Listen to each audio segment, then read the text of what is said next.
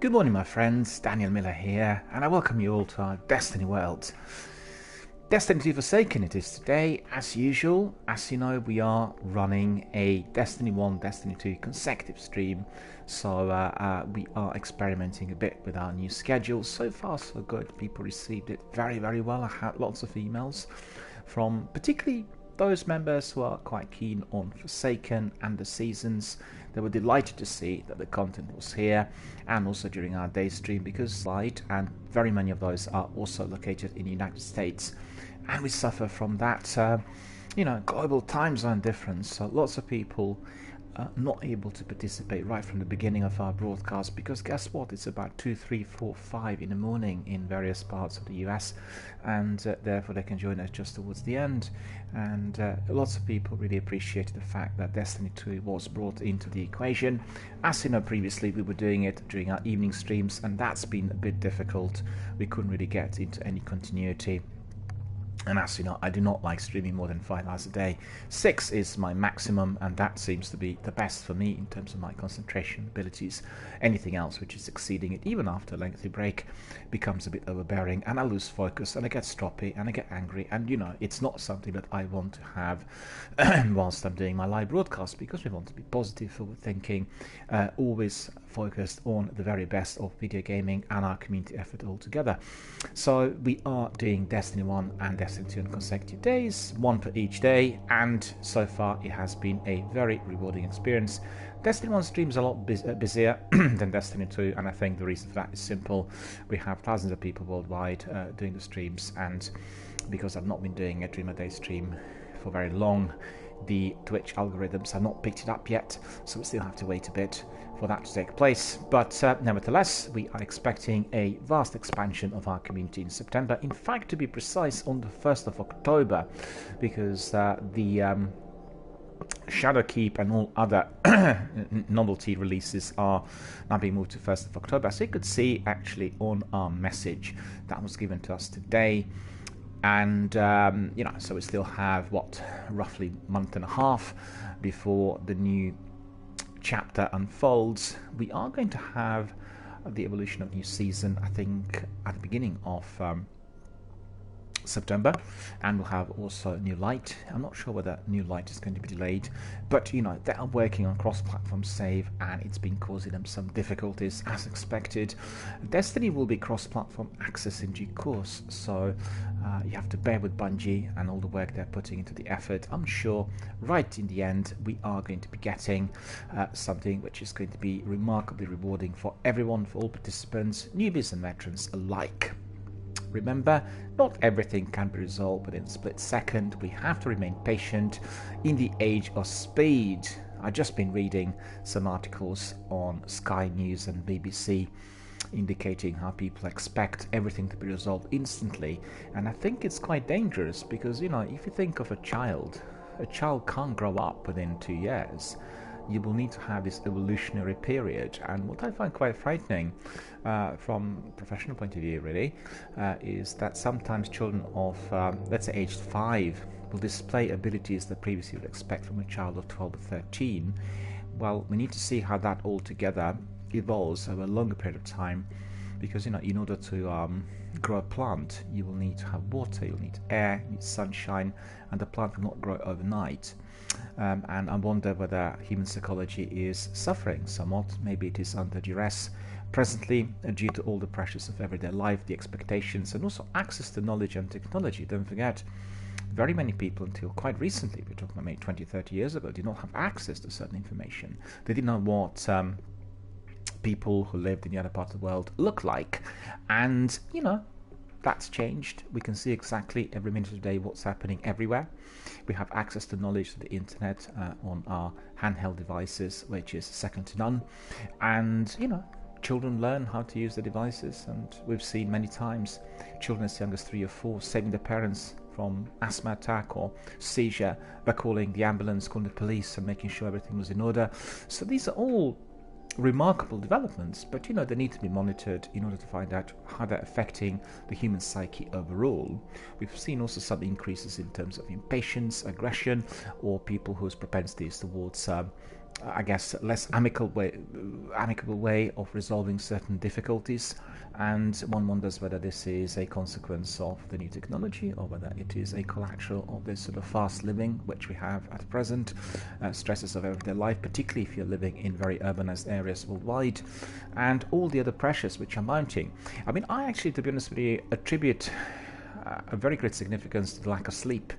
I find that in London in particular, that the vast majority of people are not sleeping enough, and that's due to the fact they have to commute, so they're obviously traveling wide distance to get to work, and also day-to-day pressures. They don't have enough time to spend with their families or the members. They want to do certain things at home late at night, and their sleep pattern is being greatly depleted, i.e. decreased, and that is detrimental to everyone's health, because if you're not regenerating properly during your 8-hour or 7-hour sleep per night, you are going to be suffering from severe health problems.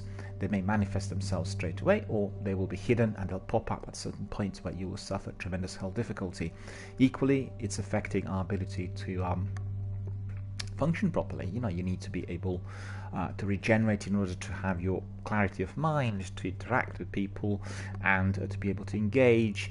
If you are sleeping 2 or 3 or 4 hours a night, you're not going to have that.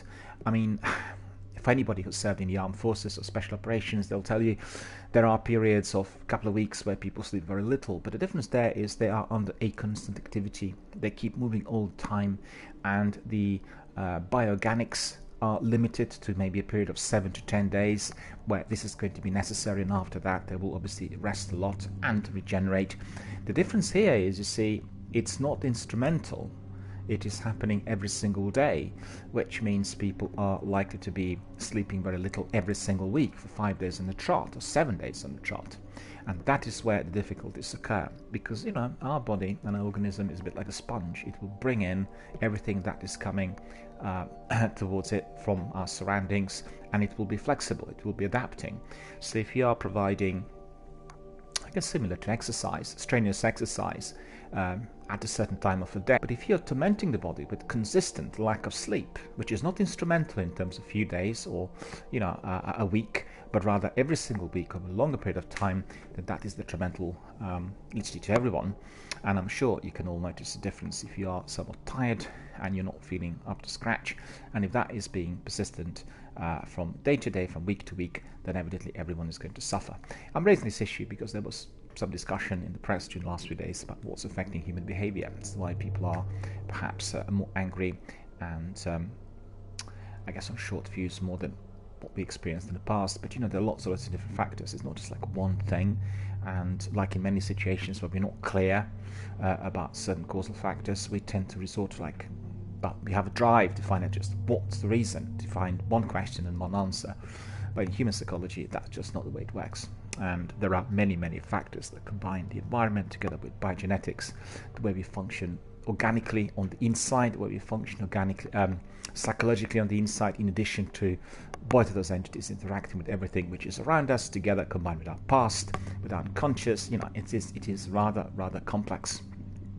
And I think, bring it back to video gaming, all of those elements are interacting with that enjoyment that we get whilst we are together with other community members, playing our favorite games, relaxing, interacting, talking about all sorts of issues, and having a lot of fun. So I think anyone who's not played video games is really not familiar with that sort of experience. And I actually would even escalate that to a degree that, say, anyone who has not been participating in live online broadcasts, because I played games for many, many years, and in the old days the games were solitary. I mean, you could play sometimes with your friends because you call them on a phone and discuss things, but actually the experience of multiplayer and this degree of communication, which makes the active participants in one game shared with everyone else who's watching, has never been present before. And it's a completely different experience, So I think anyone who's not tried it, I'd say, well, definitely jump in, have a look, have your first-hand experience, and then tell us whatever you find to be positive or interesting in there. Indeed, if you don't like it, tell us about all of your negativity and dislikes. We are always going to be interested to hear. I think online gaming, and particularly live broadcasting of games, is all about connectivity and interactivity. We connect, we bond, and we interact. So it's all about communication. And as I said many times, playing Destiny 1 and 2 particularly has really raised the awareness of that need to be doing this game within a team, either of 2, 3 or 6, depending on what section of the game you're pursuing. And it's just a completely different experience. It's a lot more fun, it's more entertaining, you can talk about lots of different issues which are not specifically Destiny related, and you literally create a very high quality content which is exciting and connecting for many people worldwide, particularly those who are watching. I mean, I'm really astonished that after less than a year, I have between 300 and 600 people passing through the channel every single day. I mean, that's astonishing. I never expected that to be the case. And the vast majority of people stay for a little while. They have a look, maybe say hello. Not everyone is a follower or member or indeed a subscriber, but you know, people pop in and have a look. And that tells us that after several visits, or after maybe quite a few visits, they discover the section of the content which is appealing, and therefore they join our community. So therefore I would advise everyone who's a serious gamer to do exactly the same. Set up your own shop, build your own blog, and then talk to your community, build your own community, connect with other people worldwide, and share the passion for gaming. Coming back to this, I need to say that the way it works really presently is quite expressly bonded with one particular game, and I've seen lots of people out there doing variety streams, but I can tell you, if you want to have your community to be literally solid and closely bonded, you will need to build your community on one game. And obviously it's down to you which game you will choose, but if you are going for the major franchises, you will have a lot more success. And you know, if you're doing Fallout, if you're doing Assassin's Creed, if you're doing Call of Duty, if you're doing Destiny, if you're doing Halo, if you're doing any of those games, Mass Effect, Dragon Age, I'm just trying to think, all the other franchise games, right? You will be able to build that community which is going to be strong, positive, very helpful, attentive, and indeed a community that will remain with you for many, many years to come. And then in between you can throw in maybe some other gameplay. Doing many variety streams is a possibility for gamers and broadcasters who are already in possession of a very large community, because therefore the community will be already well established and people will just pop in to have a look. So it'll be a bit like watching snippets of news, but all of them will be bonded to one world, to one community. Because think about it, Elder Scrolls, Destiny, and let's say Fallout, or we'll say actually, yeah, Elder Scrolls I mentioned, those are the communities that will comprise probably anything between 500,000 and 1 billion people worldwide. 500,000 and up to 1 billion people worldwide who would have actually seen the game popped in over a period of 10 years. And basically, you are talking about people who are sharing the same interest. They're sharing their interest for video gaming and indeed the passion for that particular world. Not necessarily somebody who loves Fallout will join Destiny, or vice versa, or Elder Scrolls as it goes, because obviously this is a very, very different type of world. The games are interactive, they have multiplayer facility, and Elder Scrolls Online obviously I'm talking about, and we are going to be having then a community that is sort of closely bonded through the interest and passion for that particular game, and then through discussions about that game they will be touching on other subjects and connecting with people worldwide who actually play hundreds of other games. So that's basically the backbone of every significant, well-established channel. And if you want to have a channel that is going to have longevity and stay there for many years, that is the formula. I also would like to say that I did go through quite a few video documentaries and advisory tutorials and that sort of thing on YouTube and elsewhere. The vast majority are completely useless because A, they're being made by people who've never run a channel properly, B, they're copying and pasting information from elsewhere, and they're just trying to kind of proceed with multi-level marketing, attracting more followers and likes, etc., in order to have some monetary gains. Not to say that there aren't some very, very good advisory channels in there, which were created by people who indeed are the veterans of broadcasting, and these are the channels you want to be watching, these are the videos you want to be exploring, and this is definitely your bread and butter to learn from those. The best way of doing it is simply by looking at your favorite streamers, right? Or people who you really like, and then you can contact them directly. You can ask them questions, you can set up your Skype conference call, discuss ins and outs, and make sure you learn from them. That's always the best way forward. Remember, what you do out in real life, you can do here online. And if you want to be the best, if you want to really progress forward rapidly, you've got to be with the best. You need to consider who you like the best and then become affiliated and ask questions and get the best of rewards. So these were just a few words about broadcasting, video gaming and human psychology. But today we are going to be jumping in here. Destiny 2 Forsaken it is. Solstice of Heroes season special armor, so that is what we'll do today. And let's see first of all what the message from Bungie tells us. Important Bright Dust information. After this season, Eververse items will dismantle into legendary shards and glimmer, not Bright Dust. Dismantle unwanted or duplicate Eververse items before Shadowkeep launches on October the 1st.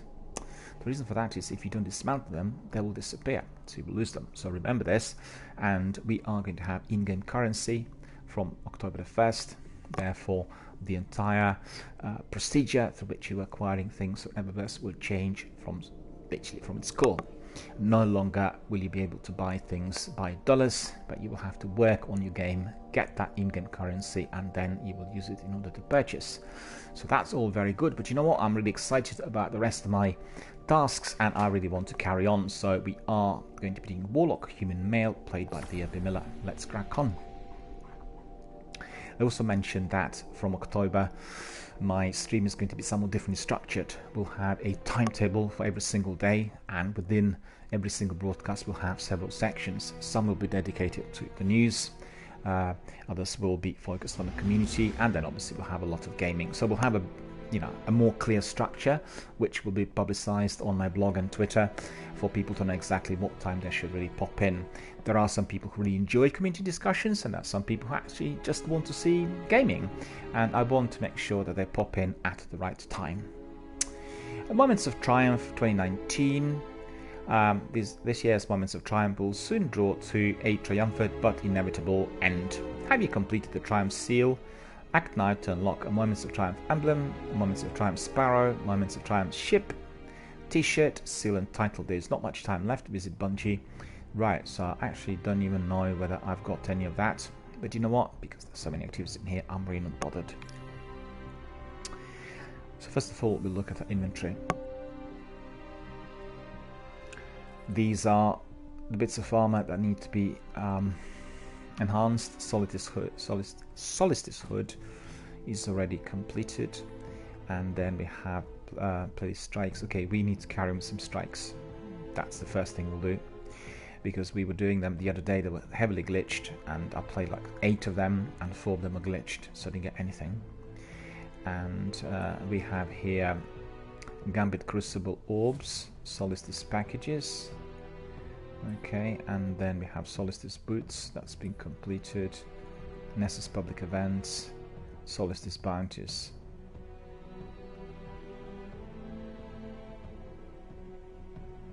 I think we'll start first of all with the strikes.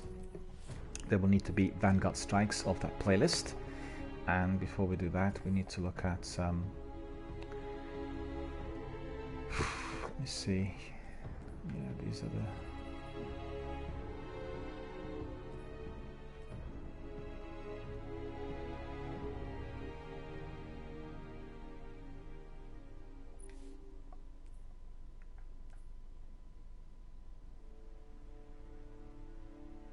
seal progress.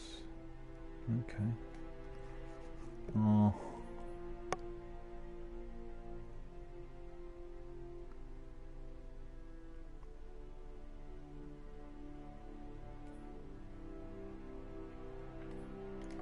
Okay, we'll look into that a bit later, but my priority at the moment is simply to look at pursuits, because I need to see what needs to be done there. Yeah, first of all we need to collect lots of bounties, because there are some bounties that have not been completed. Okay, so we'll go back to the tower first and foremost to do admin as usual.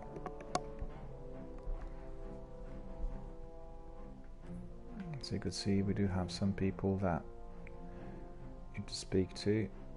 Unlock Solstice packages. Okay, courtyard, lost city, tests. Yeah, it's all really very much Solstice of Heroes based at the moment. So this is what it is.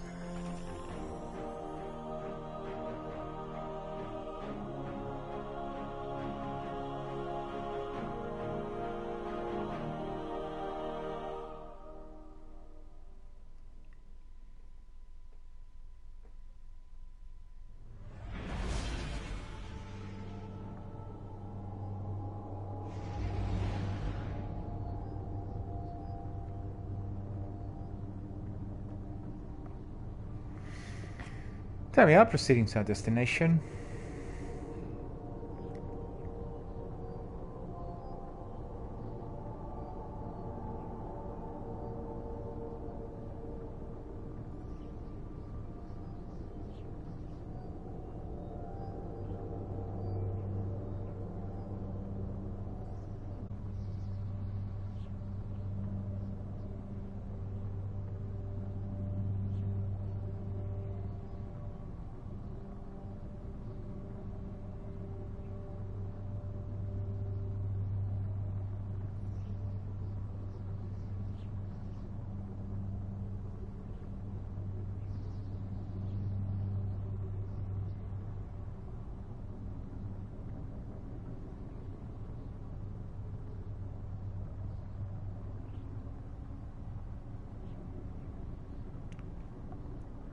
It's taking us a while to get to the tower, hey?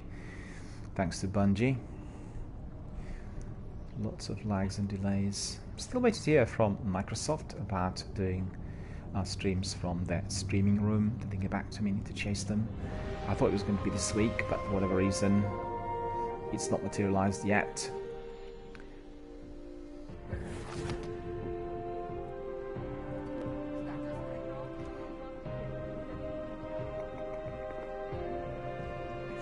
Let's see the inventory for a moment. If we have anything that can be used there. Looking for something in particular? Over my dead body. That ship belongs to dead orbit.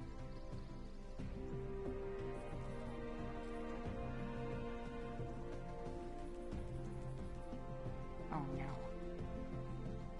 Happy Solstice, Guardian. Hi. Oh, damn. So many of these.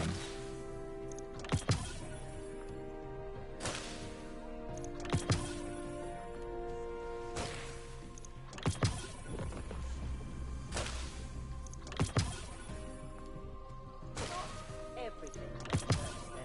Oh dear.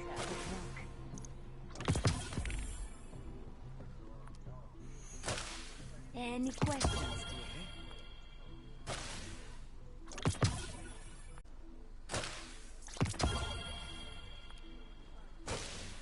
Don't know where my uncle finds these things. Okay, so we've got loads of these. 6 left. We need to do some missions in there in order to If we shut that line off, the south What's elevators this? are gonna freeze. tokens.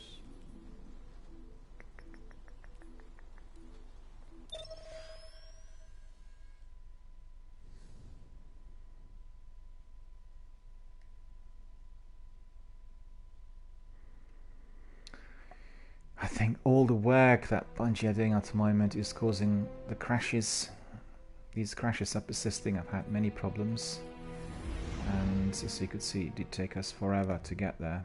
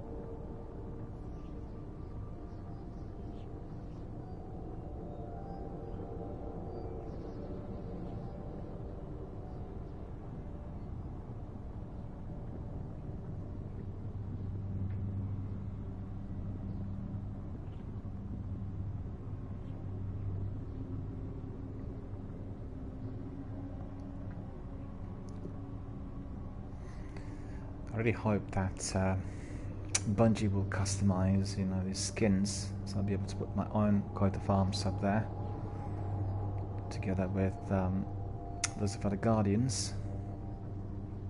That is always going to be good fun.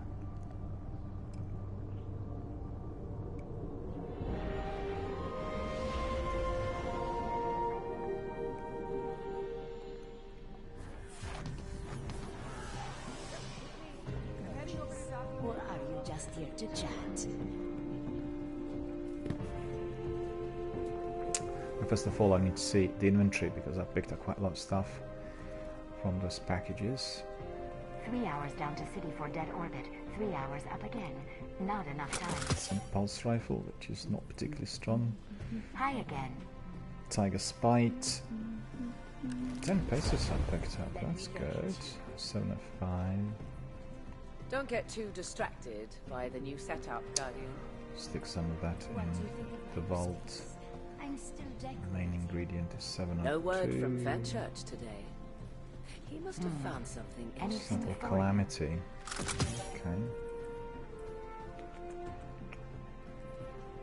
684, 686, Don't know 696. where my uncle finds these things. Okay. just browsing. Any armor? Looking for anything special? 84. What's this? 681, 500.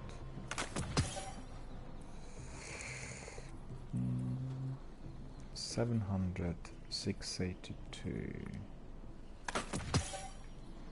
Yesterday we talked to one of our community members on ES who was expressing some displeasure by the way the perks work in here and, you know, the experience. They said everything is preloaded and there's nothing much you can do with it. Not possible. Let's see, that is 700. We've had quite the year. No word from Fenchurch today. He must have found something interesting.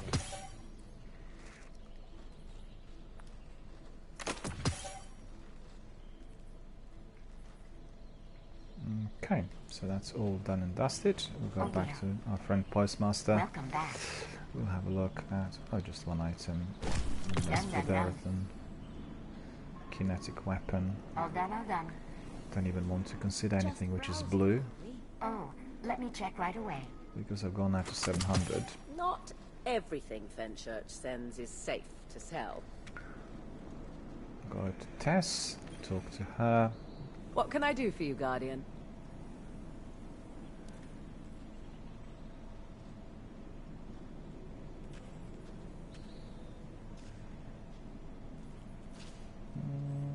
We don't actually have anything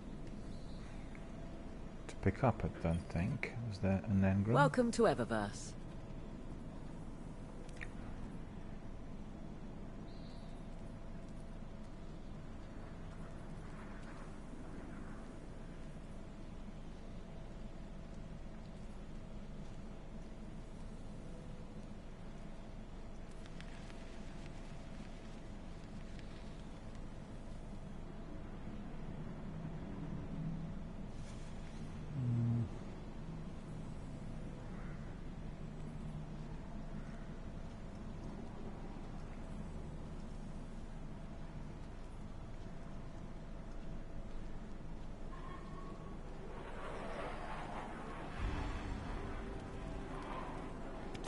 Another satisfied customer.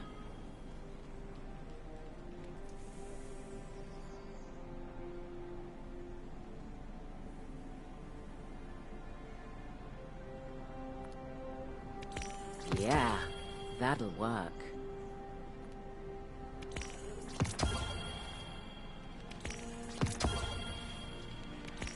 Yeah, that'll work.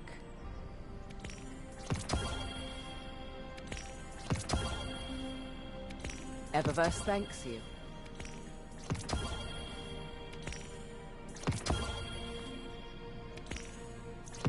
Okay, that should be plenty for now. Thank you for shopping at Eververse. Take as long as you like. I can wait. Oh no. So while I will pick up some bounties.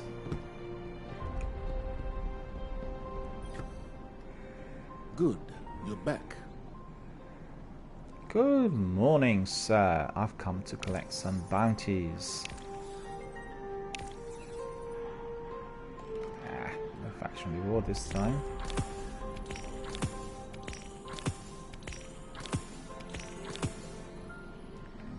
Okay, we picked up some bounties from Zavala.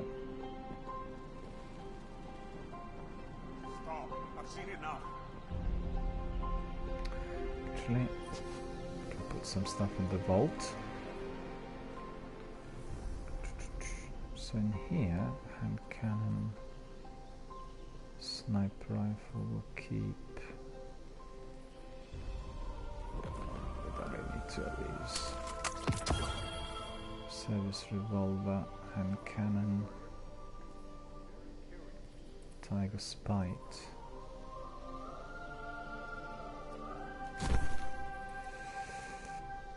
Okay, this one put in now.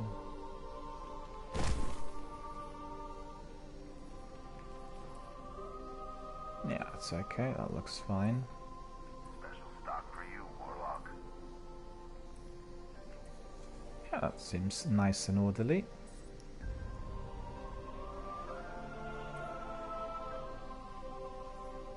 I can help you. Something's missing here.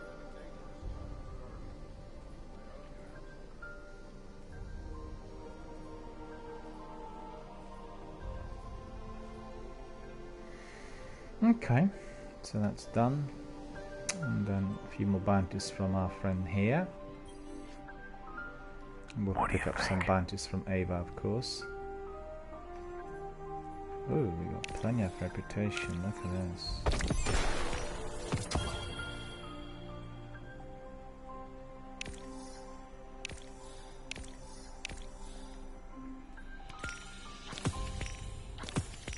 Not bad. Take it easy. Stock's always changing. Don't take too long. Thank you, my friend. I'll be back after another hard battle. Fear God, honor the king. Your return honors me, Guardian.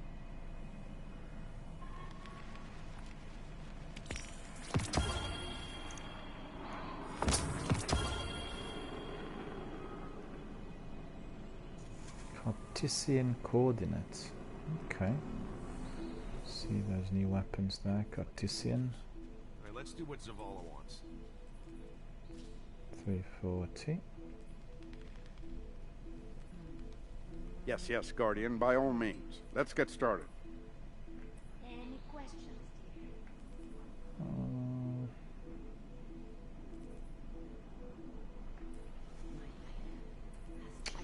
Yeah, I think this one can go back to the vault. We don't want to have too many weapons. What's this?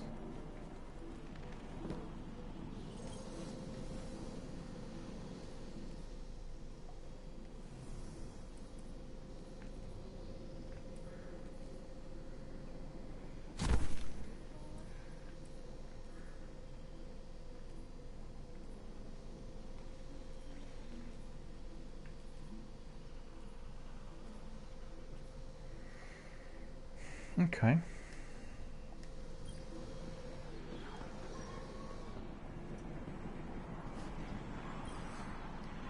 Did you show the darkness what light can do? I certainly did, sire. I've eliminated many minions of the darkness. And I'm glowing with success. Faction reward. Oh, look at that. One path to victory. That's cool. That is cool. Okay, we're not going to be bothering with any bounties for the Crucible because that is what we are not doing at the moment. Well, that's awesome. That sword is topping it, so we can get rid of this one. And the sword is still Sybil.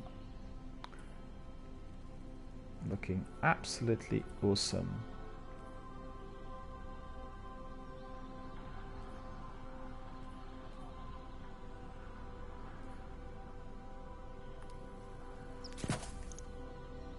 Yeah, we've got this.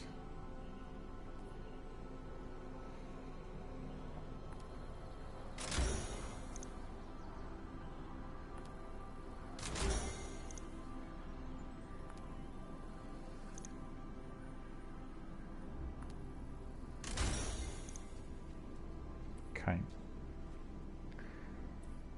And then here's 687. Anyway, what's that last one?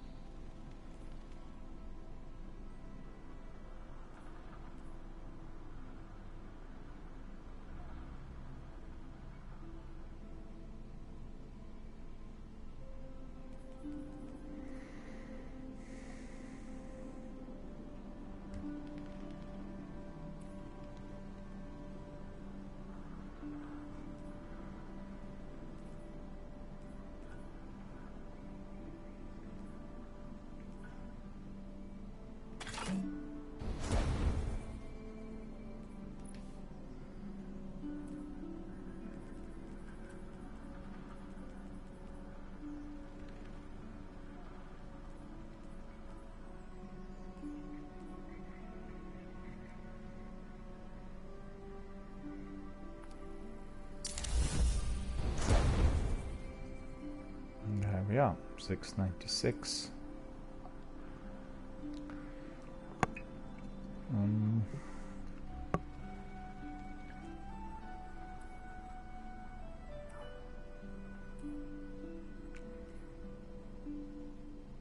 Okay, so that seems good. I value your opinions, Warlock. Let's talk again. We'll go and see if there is anyone else. Oh, there is Speak somebody. to me, not of the darkness. I want your heart. You are a hero to us. Underway. Postmaster again. Oh, we definitely want to place this one. So inventory. No. Still only want.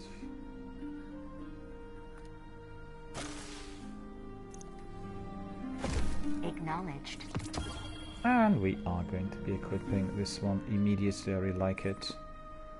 Looks awesome. One path to victory.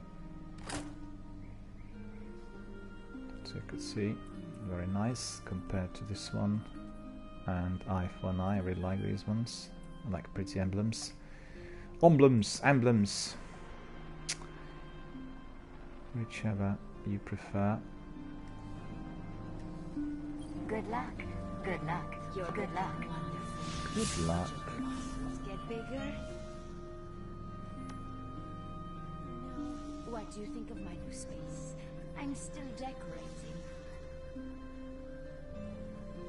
So we need to complete 3 of those today. Okay, we'll pick up 3 from Ava.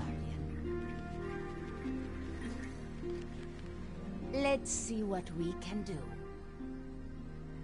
Key to power.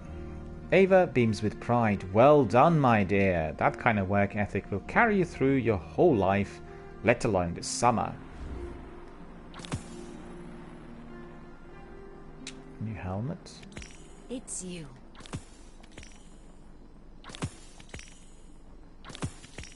Wonderful. Okay, so we picked up all of these. Look at the helmet. No, it's not it. Laggy 703. We still can go up, but we are going to be... Wait a minute.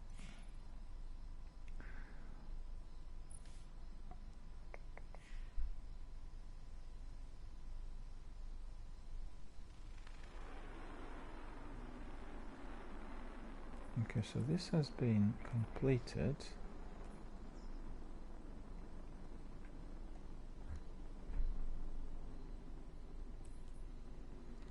I believe we'll need to complete all of them to see. Whatever you do. So we'll start with Just browsing. some activities in European Aerial Zone. EAZ. And I have to say, I really like the activities there. Had a lot of fun the other day with some other people. European Aerial Zone. Day 1, 2, 12, whatever the day is today.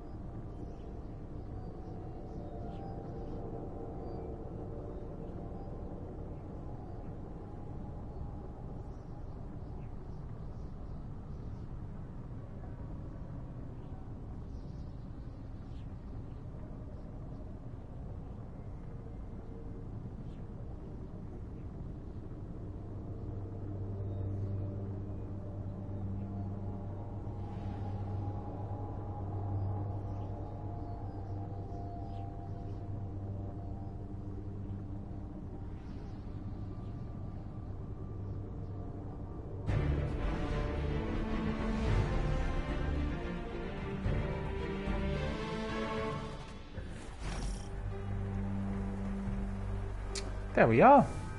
Just double check my weapons, because I think I probably will want my sword in there.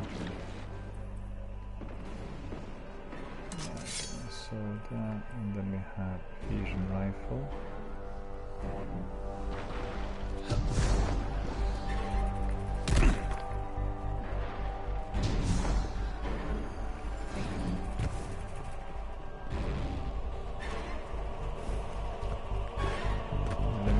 Bosses. Okay. Loads of activities in here, so you could see.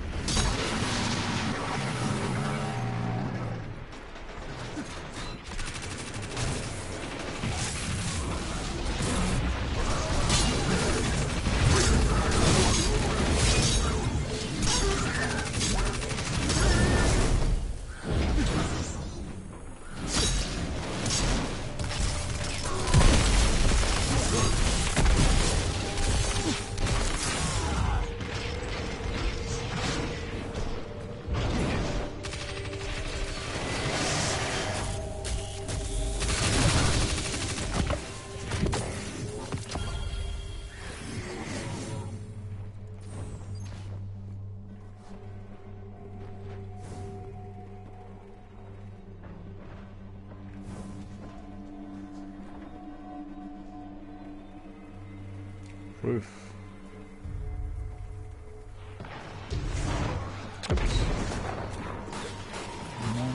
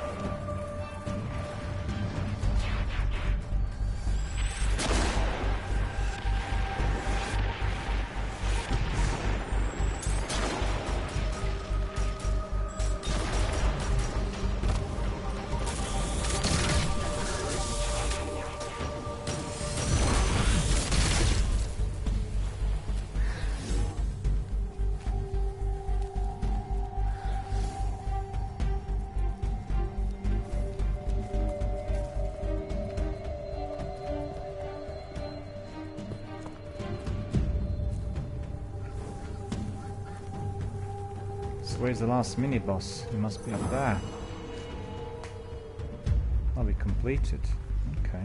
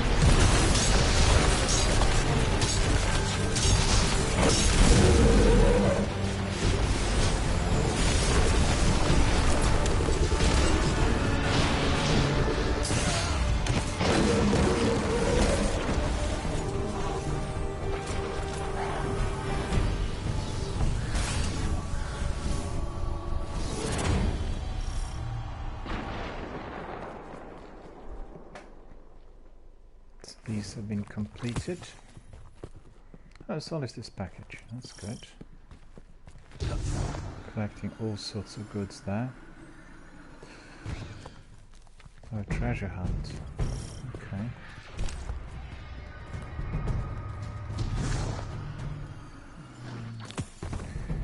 Yeah, it's good that we can actually see now those icons, because earlier in the season we couldn't see them. I couldn't see them, so that, you know, that's pretty good. Where's the next one?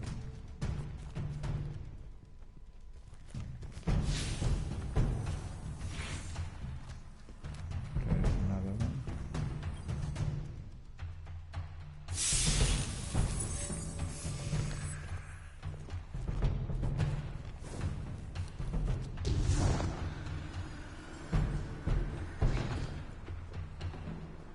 Yeah, they disappeared again.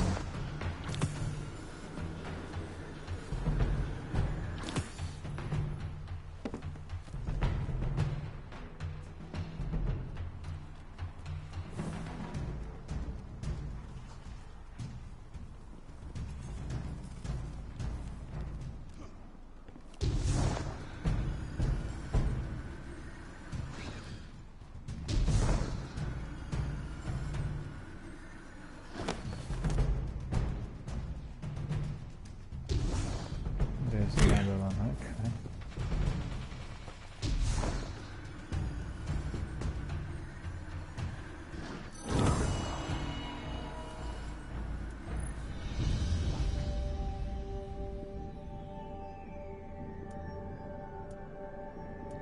Alright, so that's pretty good.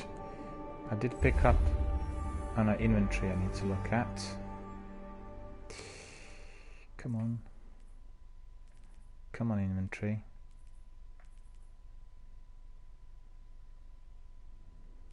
To collect Solis key fragments, I don't have enough of those. Boo! We'll go back. Pretty good. Very enjoyable. Just where we want to be.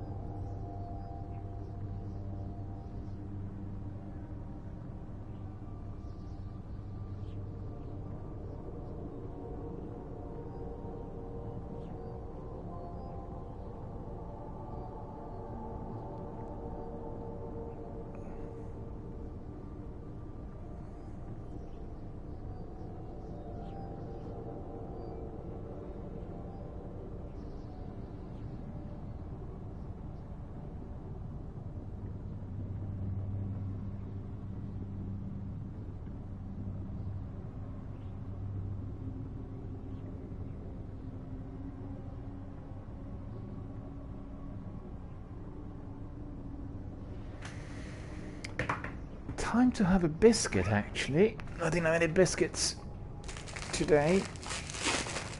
I don't actually eat very many. I only eat a couple of biscuits with my tea.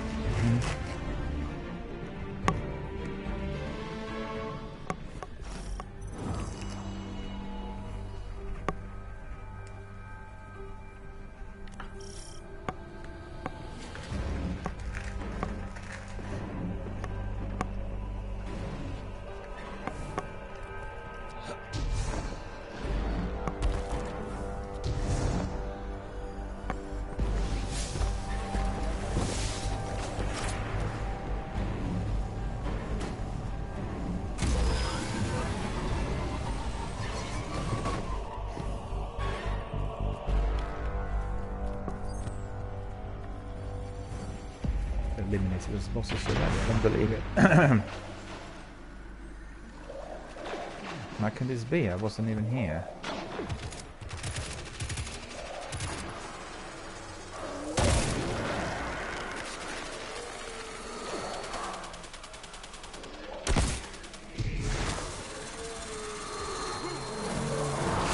Oh god!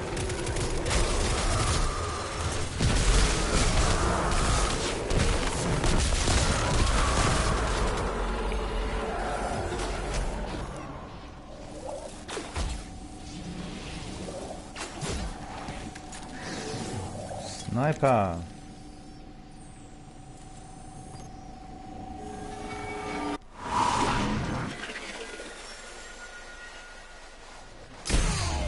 Boom! What's happening?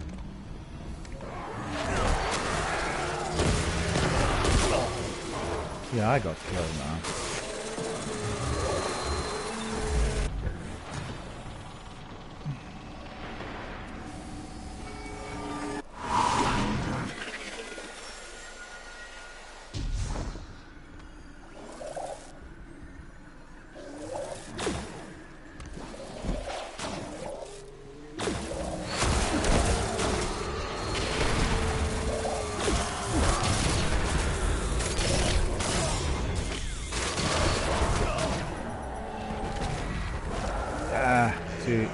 Too slow. This is annoying.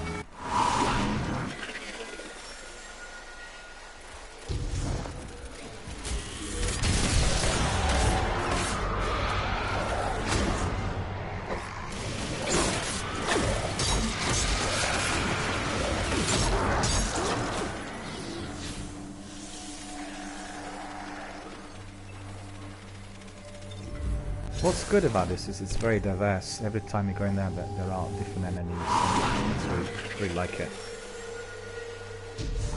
I think most people who are not playing Complete Edition, you're not aware of this.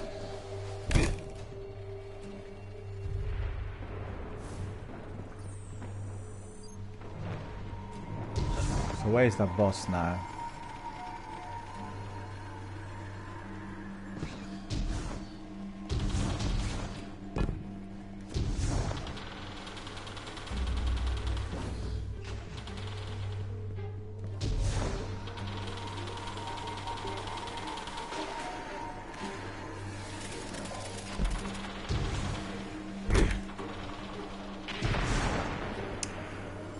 Gone to a completely wrong area, look at this.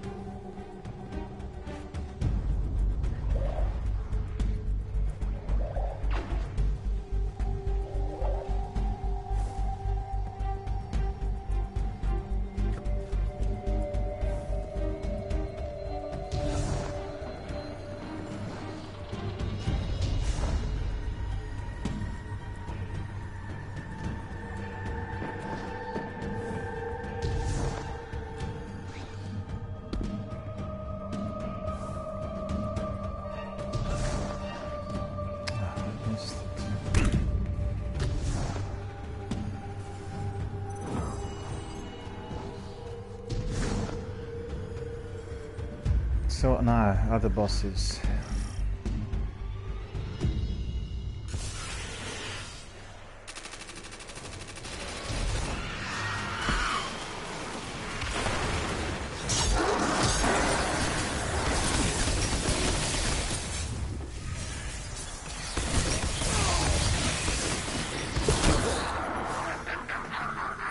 Ha ha ha ha ha ha ha.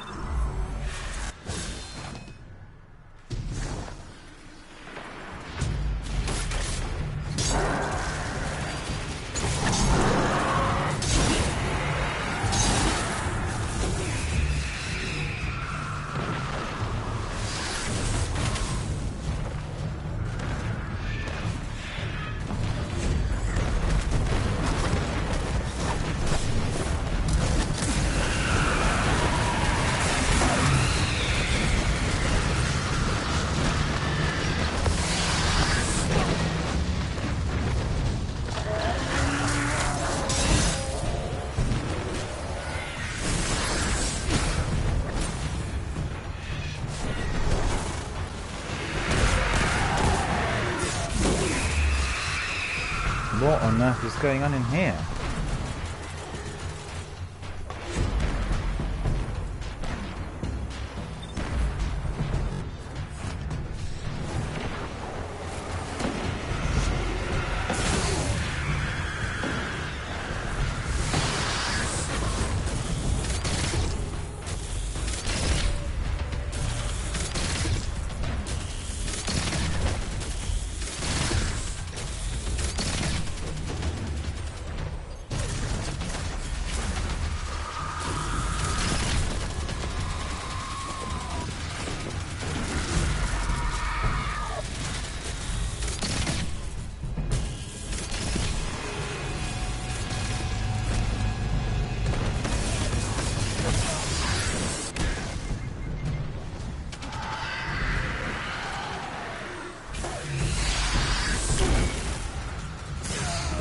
What on earth is this?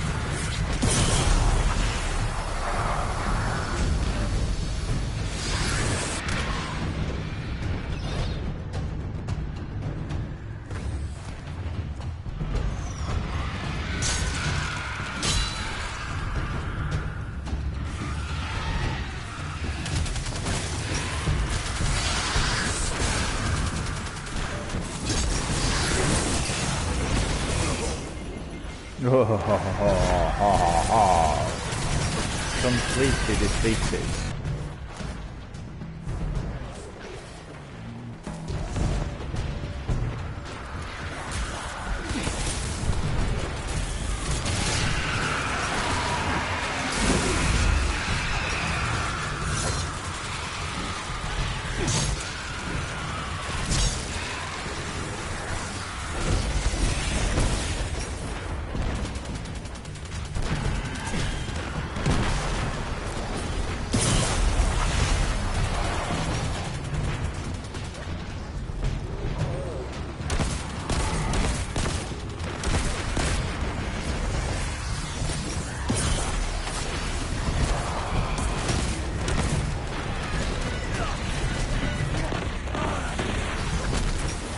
This is extremely difficult. This is like a nightfall strike, honestly.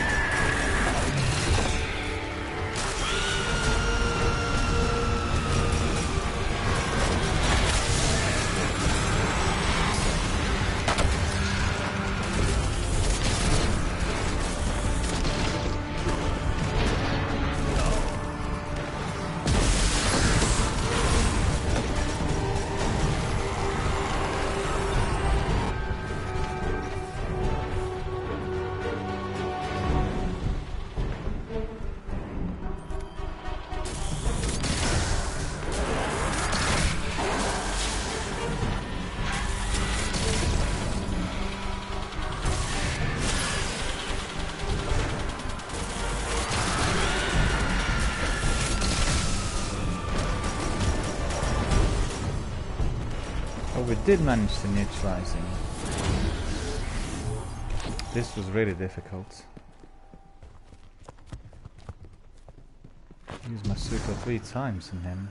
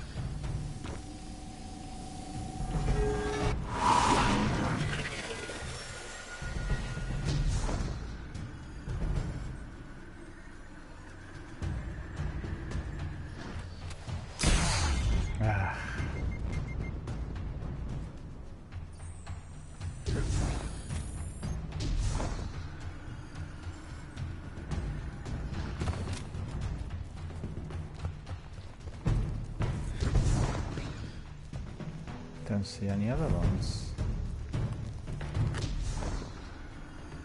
Oops, there's one here. Where? 2 of them. Okay.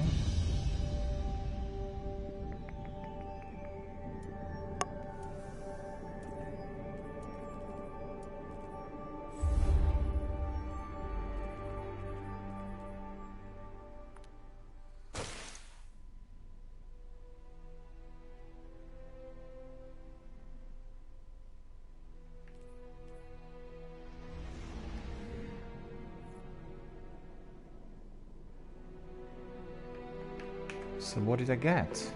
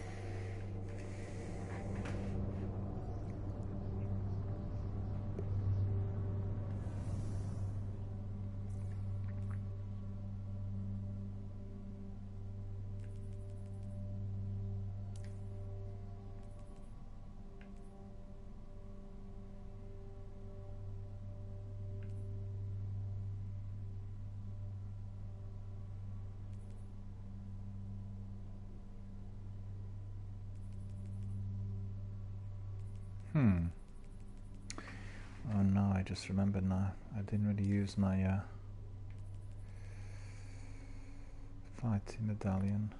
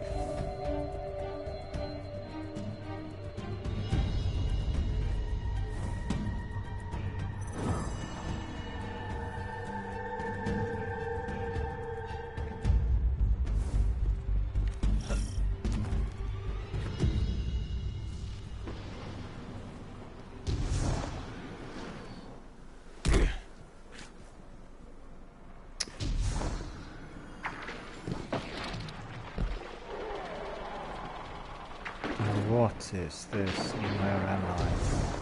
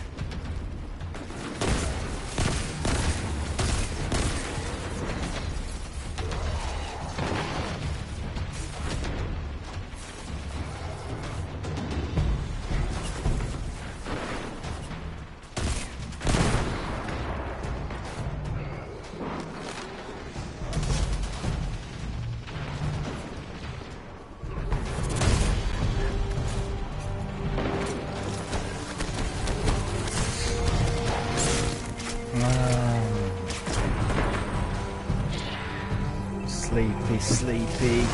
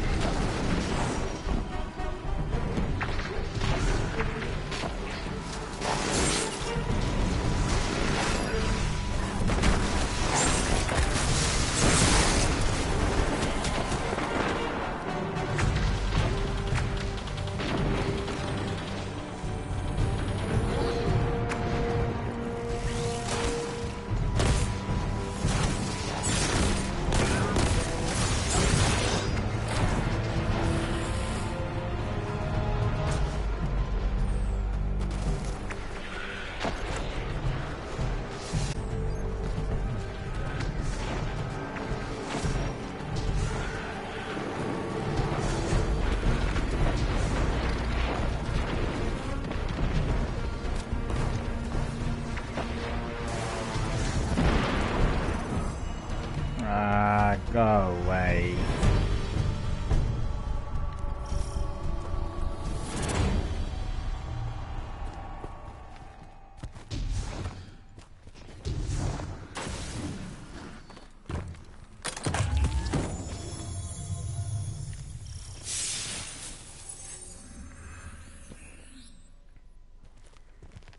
Treasure hunt.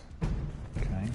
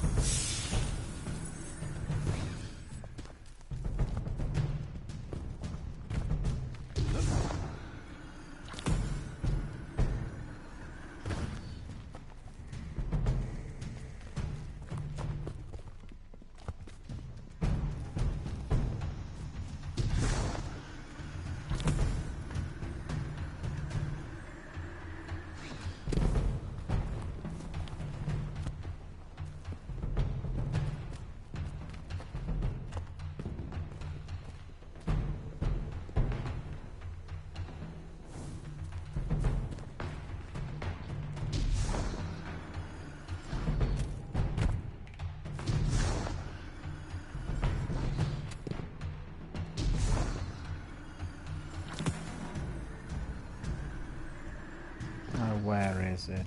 I can't find it.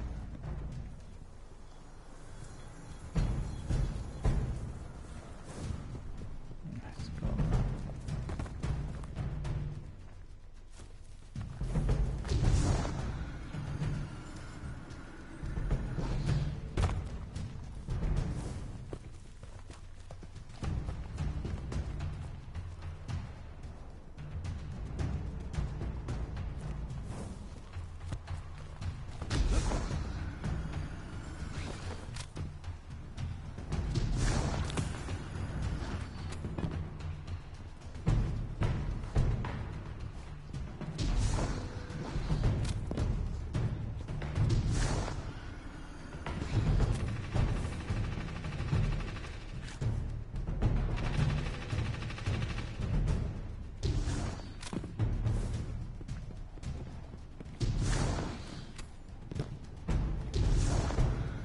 Nope, there's one there. Two.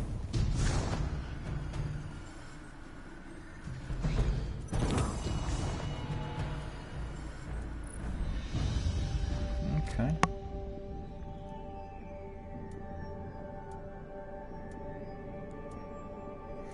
Okay, I think that's probably enough for now.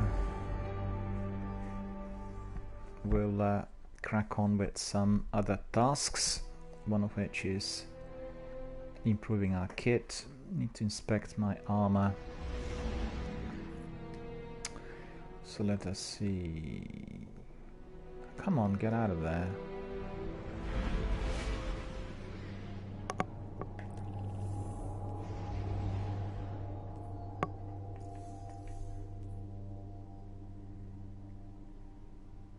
pursuits.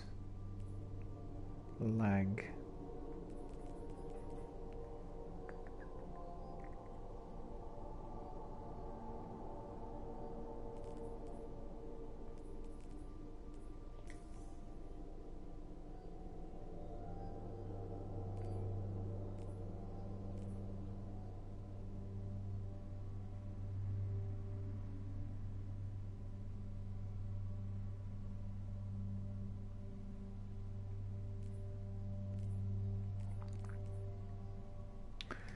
Nope.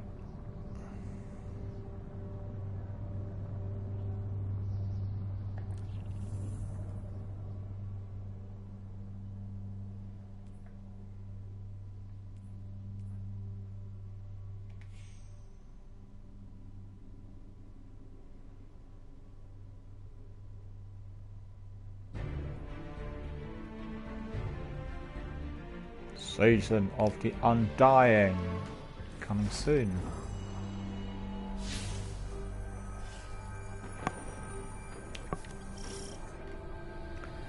Right, I just need to have a look at this bounty scene.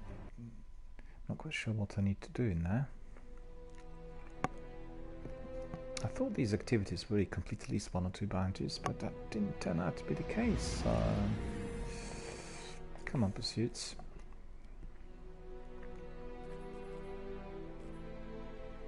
Collect elemental orbs of light in pursuits throughout the system. Defeat high value targets with an arc subclass. Okay. Complete heroic public events with arc subclass. Okay. Arc subclass. It's all to do with arc. Okay. Okay. So inventory, let's see what's there still to be done. I think we need to do some strikes. Failure strikes 4 out of 10. Gambit Crucible Orbs, yeah, we'll do some strikes. Director. Vanguard. Strikes. And there we are. What are the modifiers? Heavyweights. The power weapons deal more damage. Ironclad. Enemies have more health and not staggered by damage. Void damage increases slightly. Okay. So we need to complete arc and they are taking damage from void. Well, that's not particularly good, is it? But we'll do as we please.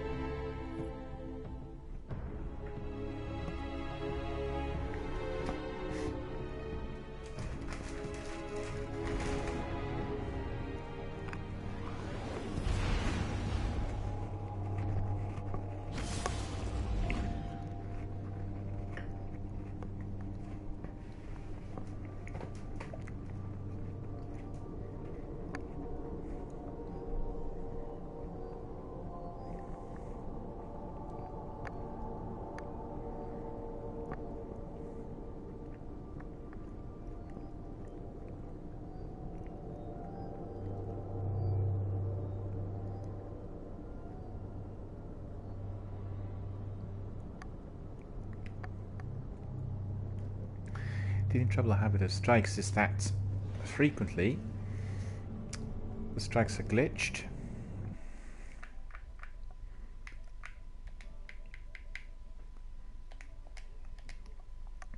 And because the strikes are glitched,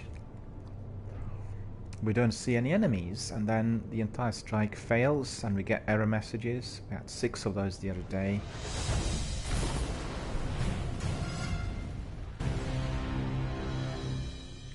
It's a bit ridiculous.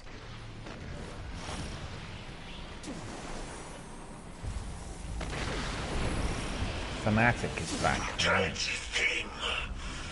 Murderer, kill No, those are friendlies. I return the favor.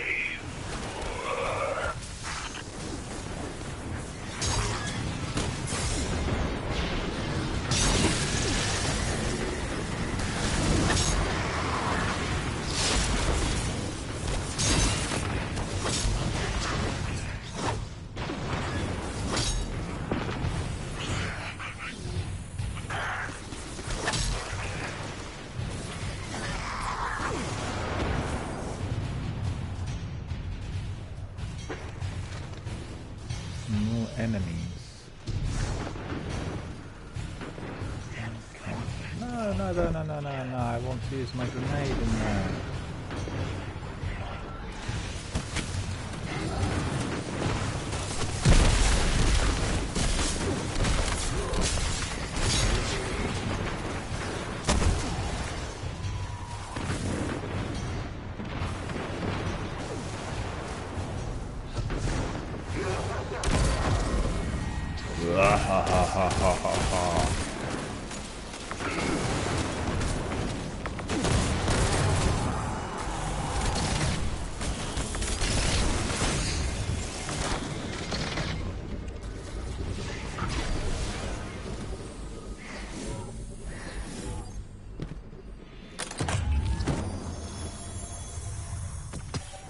Loot, but I actually need to be doing the strike rather than entertain myself a loot collection. Oh, chest! Look at that.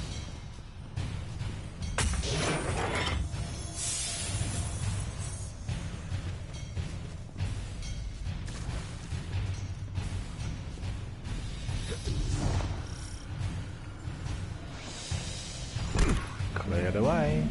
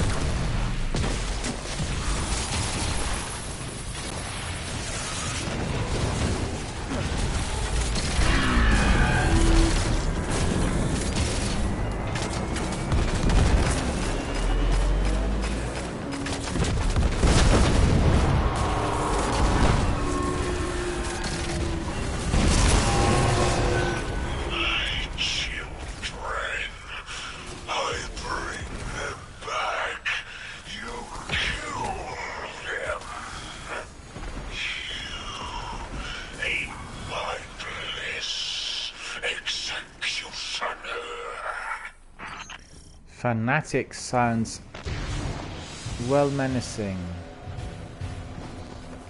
Well menacing. Fanatic is trying to inflict as much pain as possible in our forces, but we are succeeding in eliminating them bit by bit.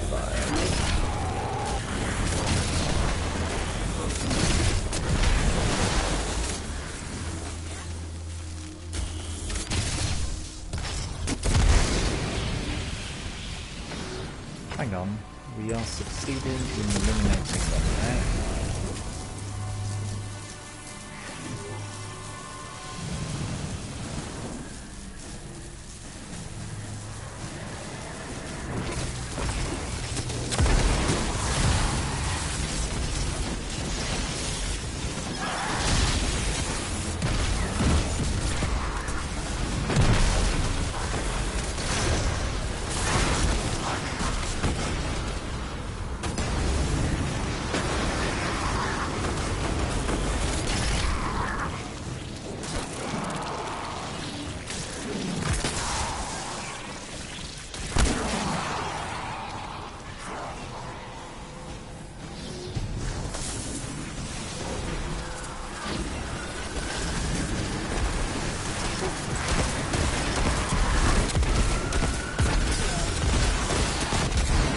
God, this is hectic.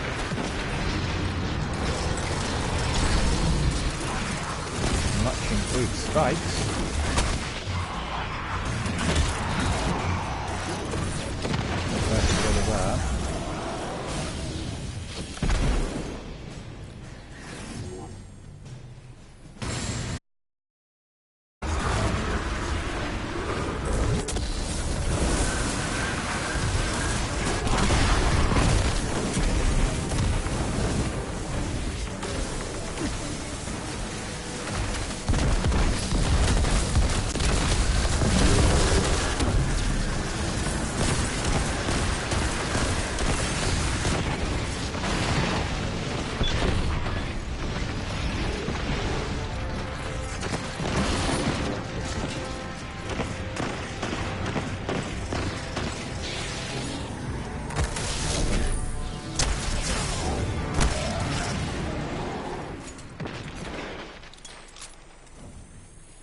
Fanatic.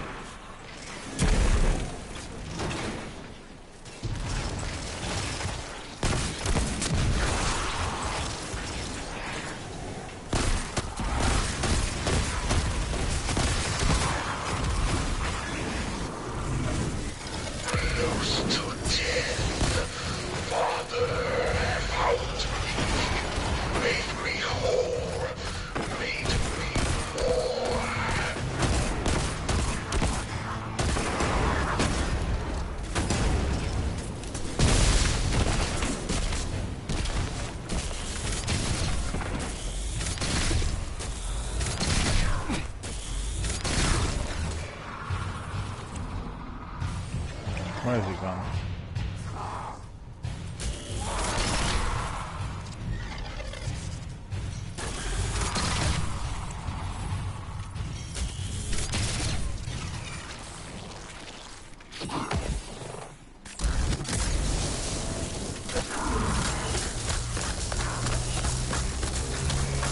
Come, dead fiend. Come and die for the last time. Well, this was the Fanatic. Turn to die for good, dead fiend.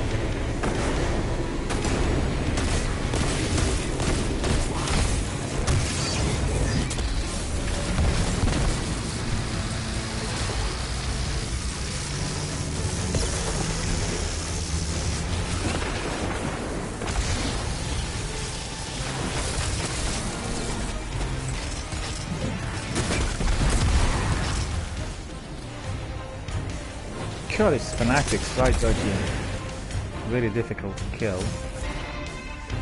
crafty as well. Lieutenants. That's what's to be expected.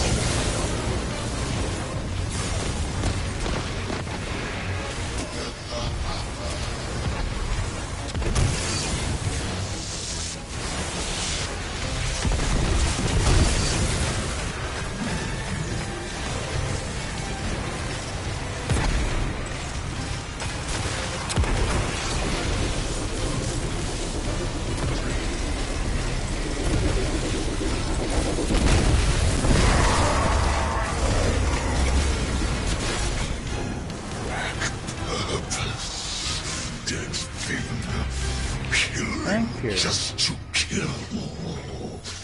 I'll show you your end when I return.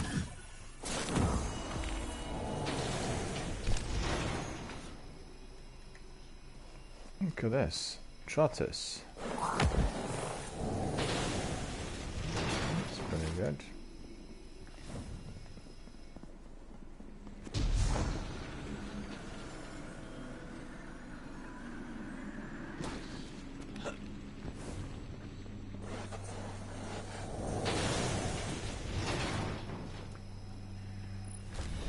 Cool. Another strike now. Everyone left already. People are so fast, much in hurry. And I'm just literally waiting for my train to arrive. Isn't that funny? Well, sign of times, right? What else can I tell you?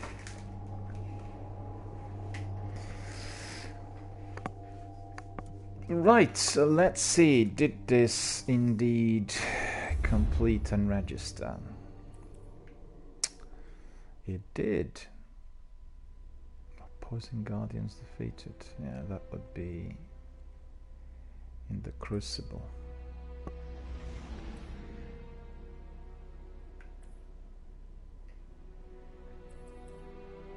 Still plenty to do in there, to be fair.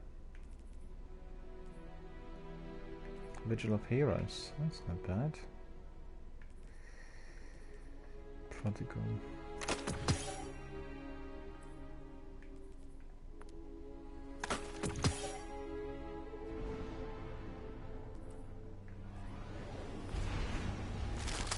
Aken.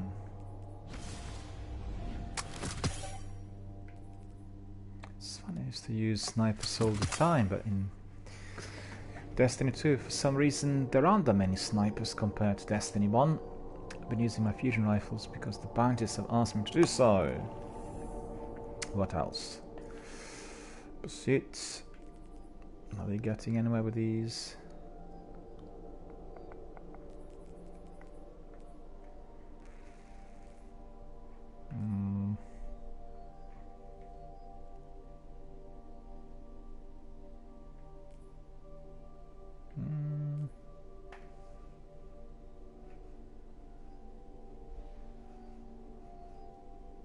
Okay. Getting there slowly but surely. Looks like we need to go back to European Aerial Zone and use our subclass. We'll do that a bit later. Anyone who says that Destiny 2 is no good will need to buy Complete Edition and then enter seasons and then, you know, find out for himself or herself. That in here we have something for everyone. Weapons dealer to the web. Ikora said she needed you. Don't worry. I got this one. I'll keep an eye on it. No problem. Be brave, fight.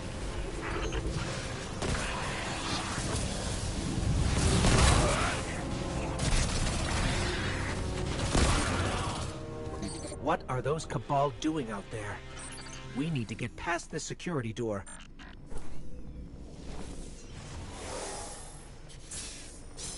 We are going to get to that security door and then... Turns out Zahn's network is different from the Red Legion. Zahn's network. Good different or bad different?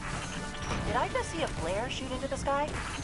Look, let's not get into what might have shot into the sky and which enemy just summoned a bunch of reinforcements.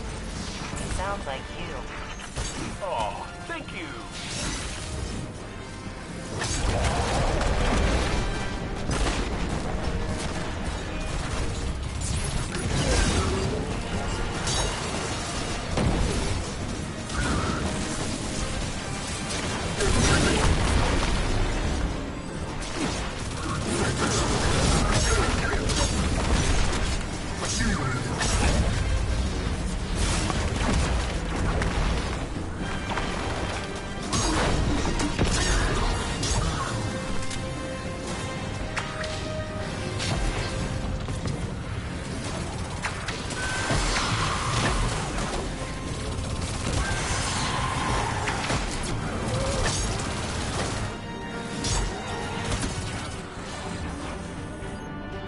Well, I'm not an enemy.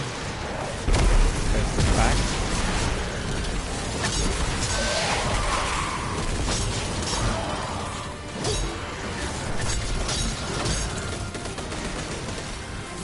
That tank just exposed a solar fuel cell. Offload the charge. There's still some enemies here. I do not see those menaces by the looks of it. Great. Grab it and... what's the plan? Run! Blanche, man. Take the radioactive thing, put an exploding place. There! There's your plan. I've heard worse.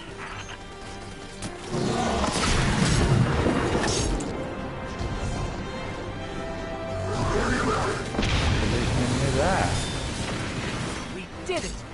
And we didn't blow up. Yeah, not blowing up is as good as you can hope for sometimes. Way to reach for the stars.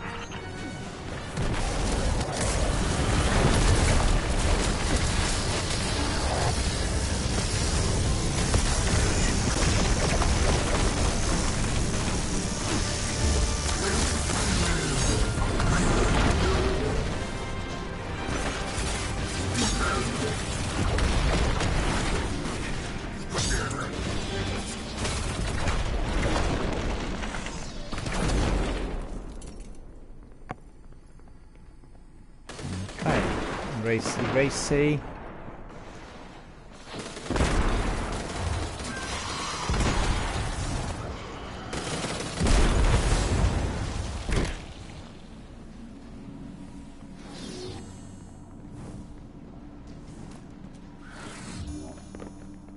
Still haven't been able to track down Zahn. Cabal usually... His weapons ain't half bad either. Those weapons have snuffed out too many good people. Oh, don't get me wrong. He'll still deserve whatever this fire team gives him. They always do.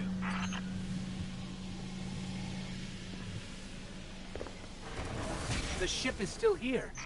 Zahn moved in after you put Thumos down. Surprised he hasn't painted the place chartreuse to match his armor. I'm sorry, painted it what now?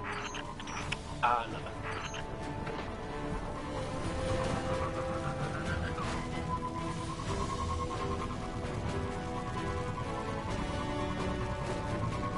This is so beautifully designed and contrasting some of the planets from year Could one. be some really weird defenses in there. Not just flame turrets. I'm talking really.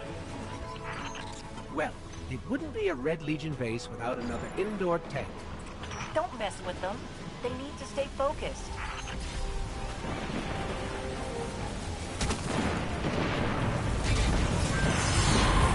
What on earth is happening in there?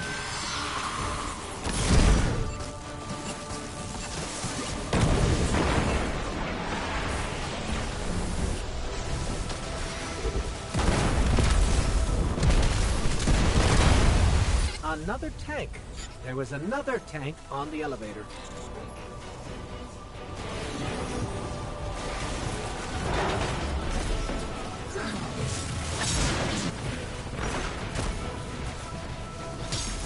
Flying Pirates is here. Hello sir, how are you doing? Good to see you. Thank you for joining our broadcast. Now comes the elevator. Good morning to you sir. What's the weather like out there in Vegas? Is it hot? It's a bit cooler than here compared to what it was.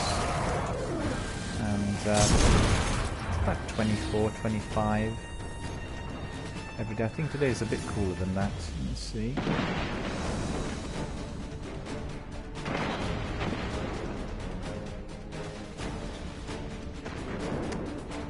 20 and 24 is expected to be the highest temperature for today.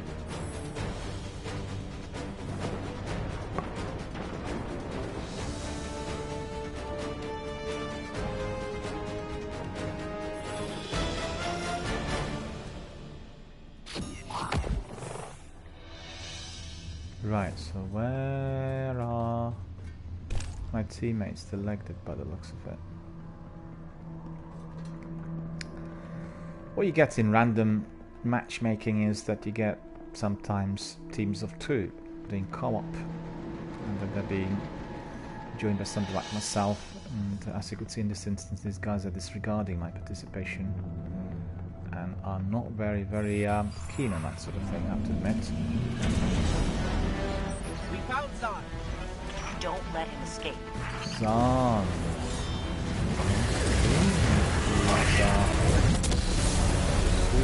As much as possible.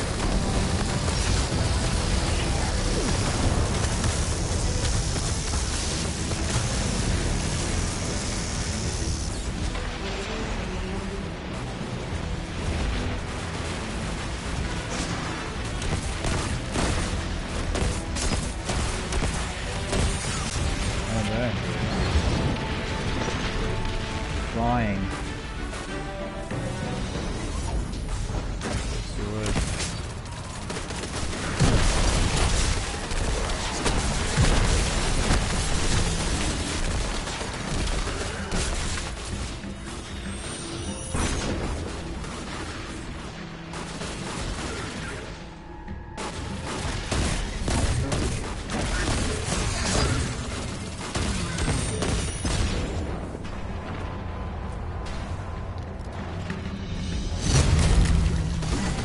What's happening there?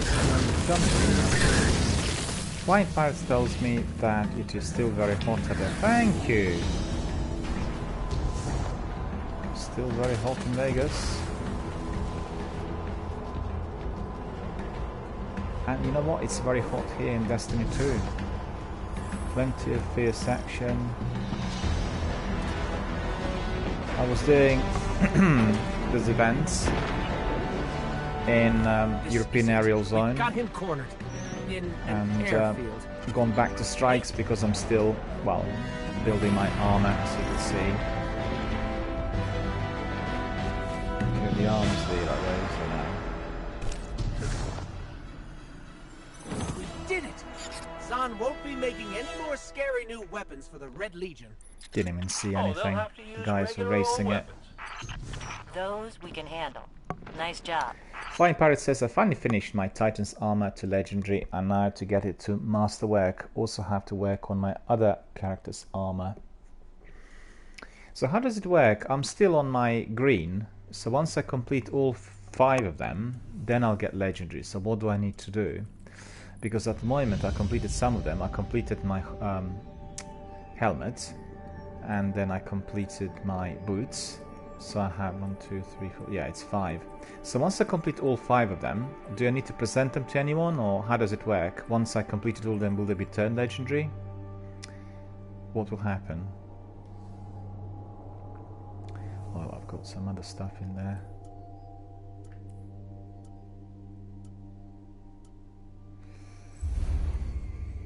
Okie dokie, sniper, Aachen.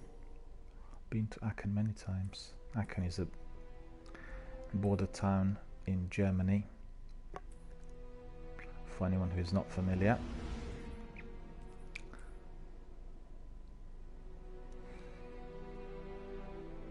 Flying Pirate says it will go from green to blue. At the point when I completed all of them, right? So all 5 of them will need to be completed, and then it will just go blue. And then from blue they'll go to legendary. I'm not sure whether I have enough time to do all of that, you know. It's a lengthy grind. And yeah. Flying prices, and then it will be legendary.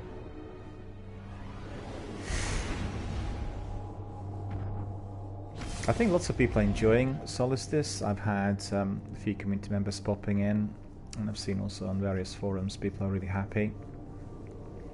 I just think that Destiny 2 is providing something for everyone. It's a game of great diversity, and particularly when you are going to the public events in European Aerial Zone. They're very hectic, and they have quite a diverse group of enemies.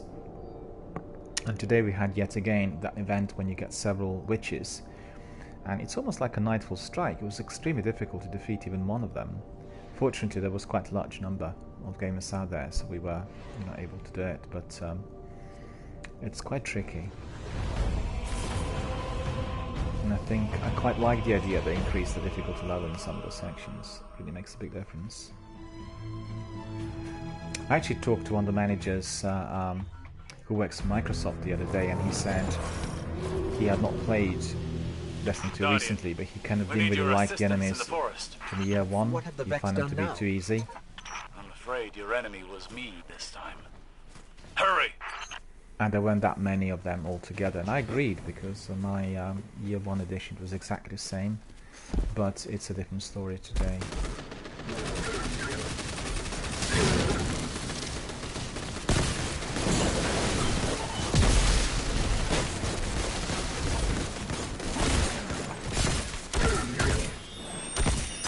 Viper says, yes, once it's completed, you go to the status in the tower and it will change to the next level. Sounds good. We'll do exactly that. But you know what? I'm still not there. There's going to be quite a bit of activity and a lot of time to be spent. So, what exactly is the issue? I've recreated Dendron, the root mind. I thought I could control it. You always do. That's why people talk. Now that Panoptes has fallen, the root mind is attempting to take its place and govern the forest. Well, then let's blow it up.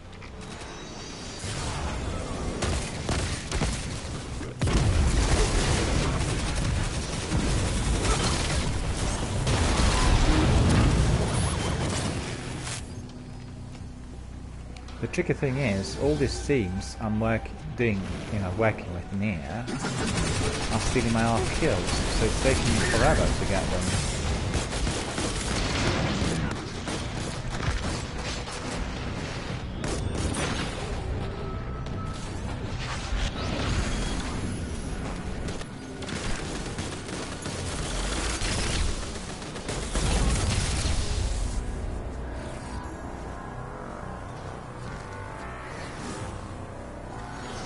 I guess really I like the concept, because really if you consider that Destiny 1 was always interesting and you never had this element of anything being boring or repetitive, it's just been enhanced here, because at the end of the day it all depends on who you play with. I guess if you're doing it all by yourself, then you may have the experience of repetition, but certainly when doing it in teams, then it's always interesting.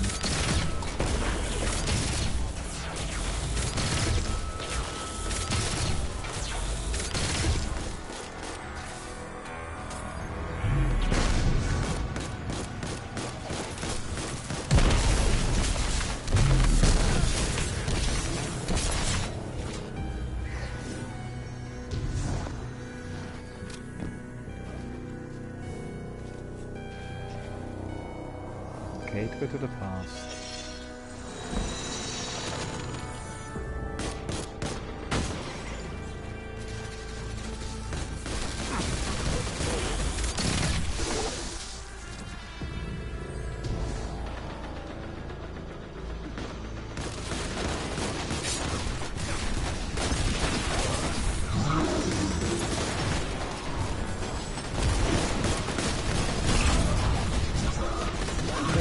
This.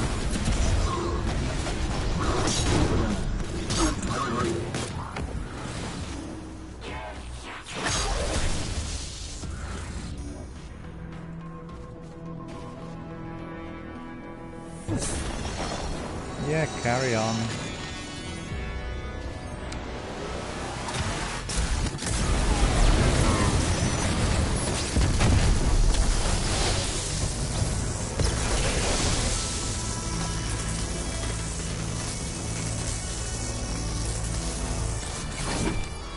Stole my kills again.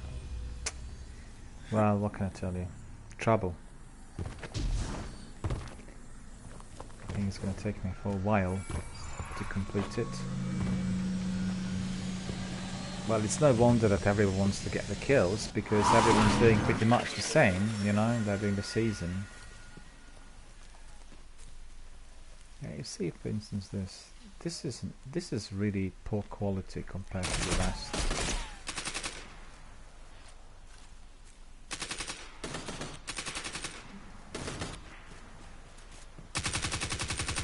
So for instance, I got halfway through the strike and then suddenly there's a glitch, right?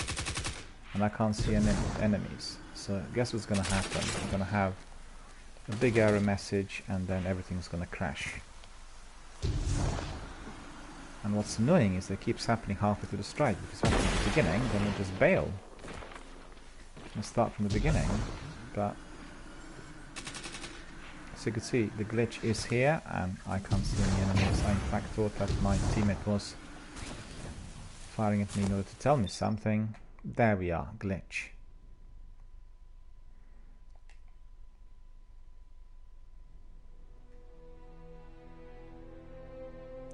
Vampire is saying that my warlock is still in green armor. That's right, yeah, I've not been able to progress. I've not had many Destiny 2 streams, you know, so it's every second day that we have it, and I had some breaks as well because I was at the Microsoft store, and therefore there were no streams on those days. So let me see, I completed just 5, I think, because of those silly glitches. No, I'm doing the wrong thing. I need to look at my inventory. 6 even. Okay, so that's better. In fact, I need to take a very short break. I'll be back very shortly, in about 30 seconds, and we'll carry on with our adventure here in our wonderful Destiny 2 world. So stay with us. We carry on in about 2 minutes. 1 minute break.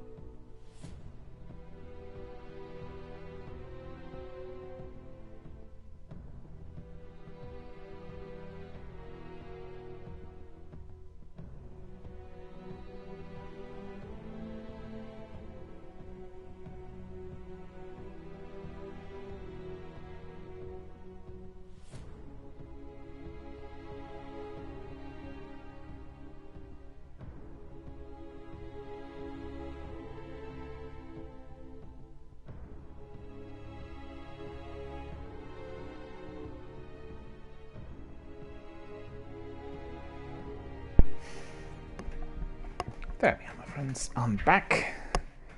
We are going to carry on.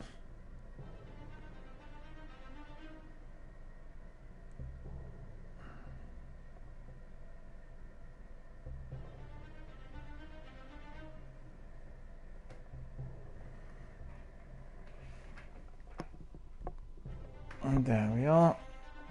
Vanguard strikes yet again. Although glitched.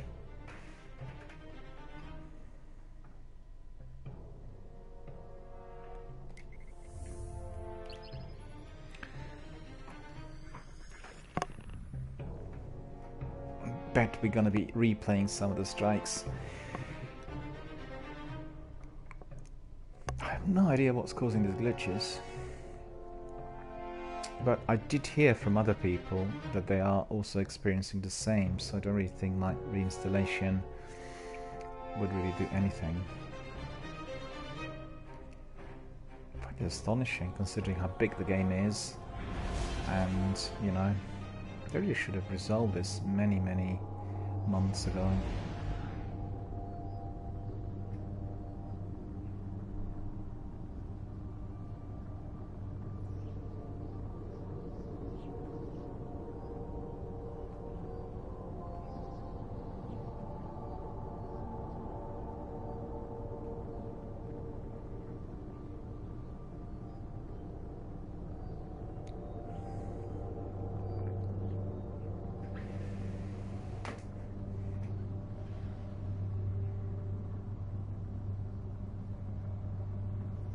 High up in the skies.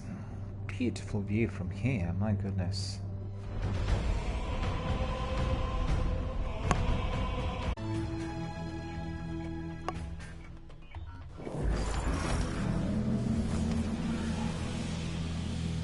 Guardian, you busy?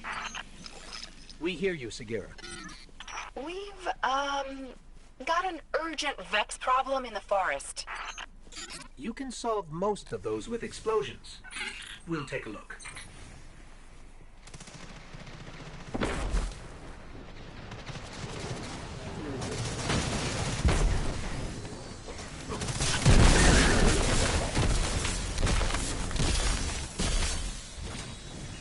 Still not a single bounty completed. I mean, honestly, taking forever. Someone tell us what we need to kill today. Well, technically, it's Osiris. Is that a joke? Someone explain her joke. I utilized the forest to create a copy of the root mind. But the simulation has achieved sentience, and now it's a problem we need you to eradicate.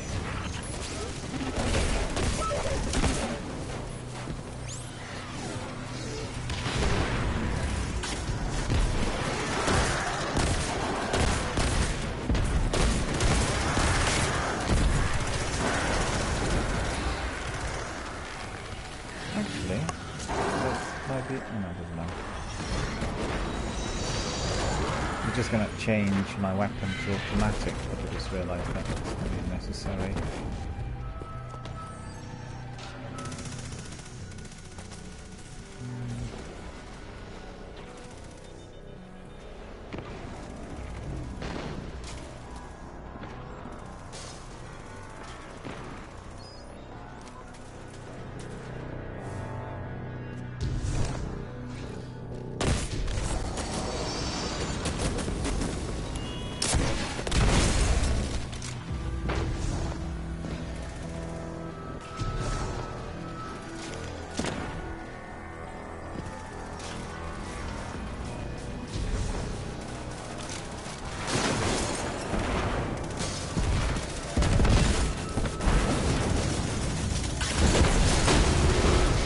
They just have to be racing these guys, right?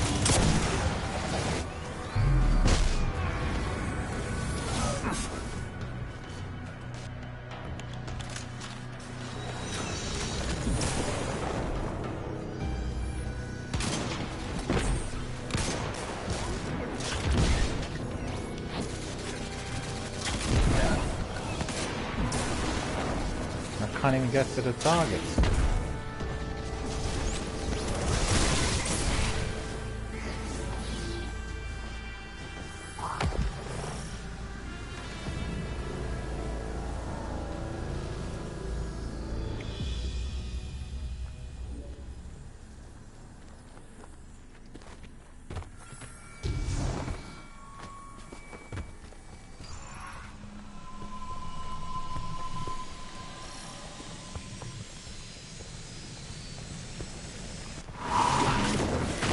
Welcome to the past, your personal past.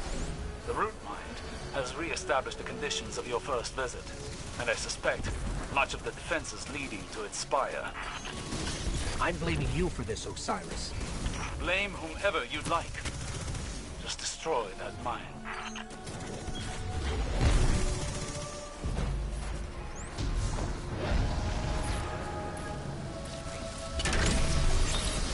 These radiolaria machines are everywhere.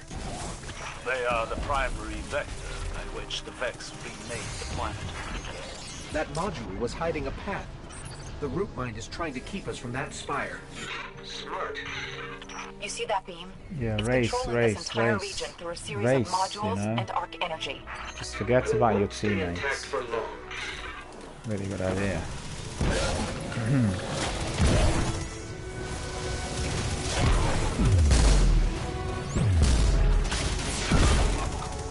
They're completely oblivious to the fact this is a three-piece. I mean, honestly.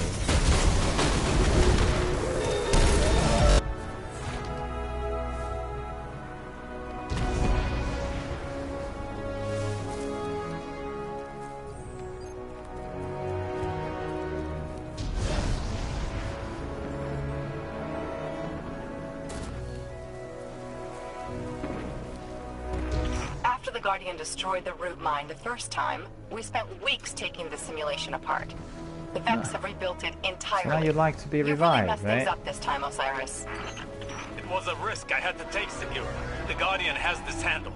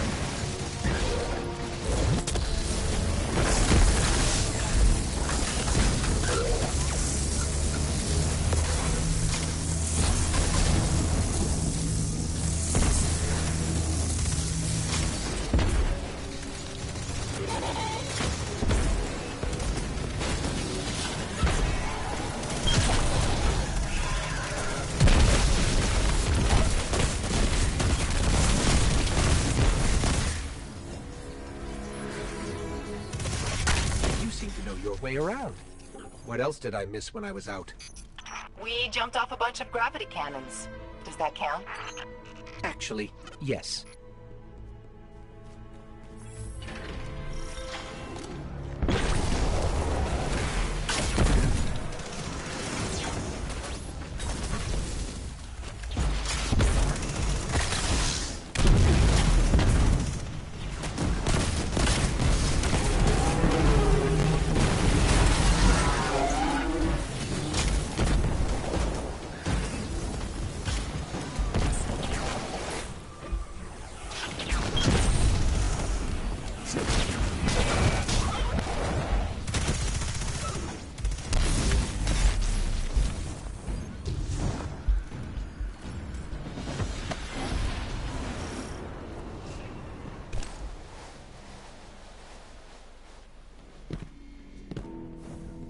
The root mind is reaching out, trying to take control for me.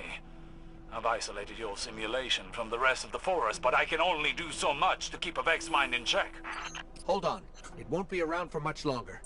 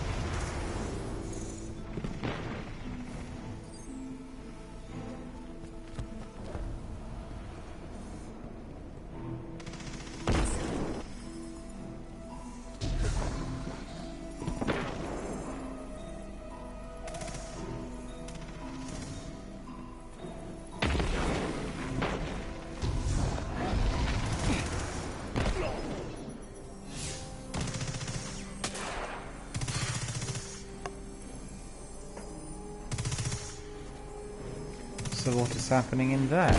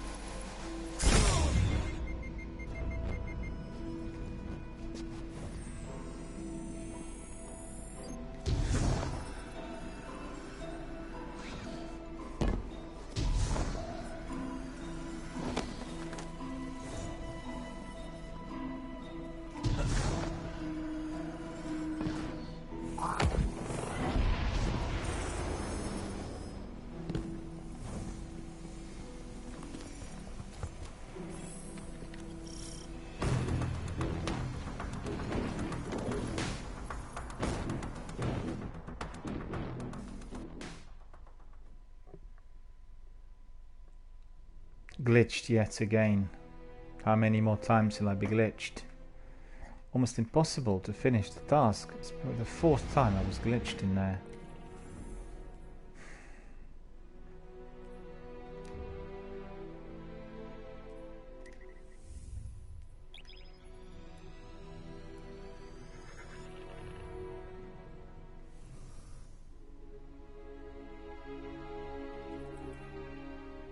There, look, I'm gonna spend a whole day doing it.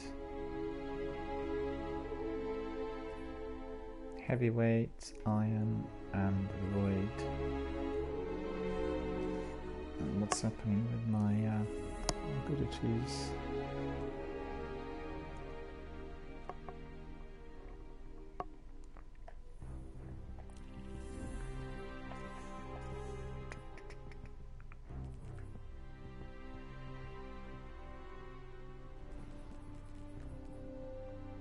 Collect elemental orbs of light and pursues throughout the system. Okay, I completed that bounty.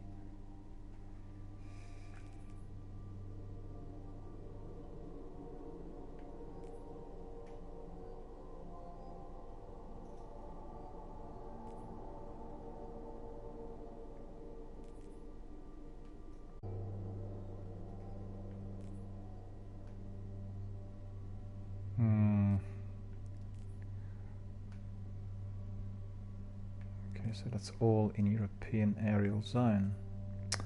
This one's been completed. Oh, no, I've got these ones.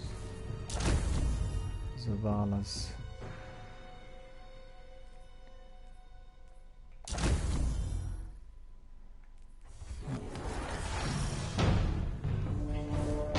Hey, it's the Chosen One and his ghost. Still trying to save the universe. Just the reef. Escaped prisoners are destabilizing the region. Ah, well, don't let me stop you. You want to kill the Warden's servitor. Things gone wackadoo. Wackadoo.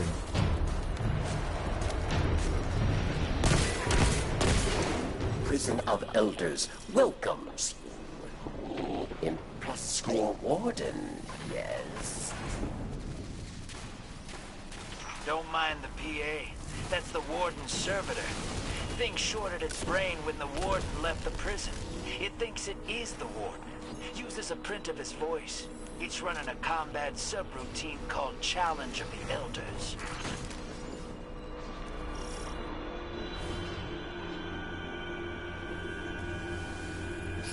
Only way to go deeper is past this prisoner transport. Drifter, you seem like you've got some intel on this place. How many cell blocks did they open? Let's just say you're in for the biggest gunfight to ever happen in prison. I'm a little jealous. Incoming. Misadventure? My? What happened? Oh.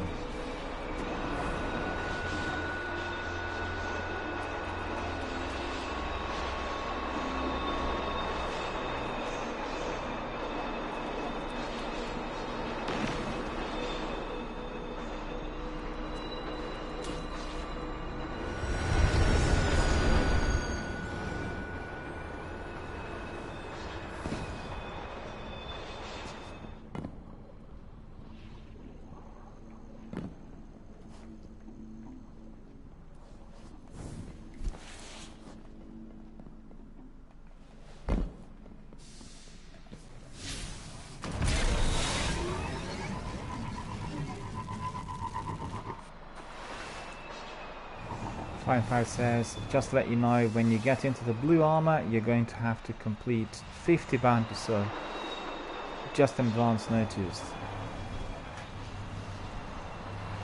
Hold on to whatever bounty you have and turn it in then. I see, so it's the best if I just keep all the bounties. Yeah. Well, thanks for the tip, certainly will keep it in mind.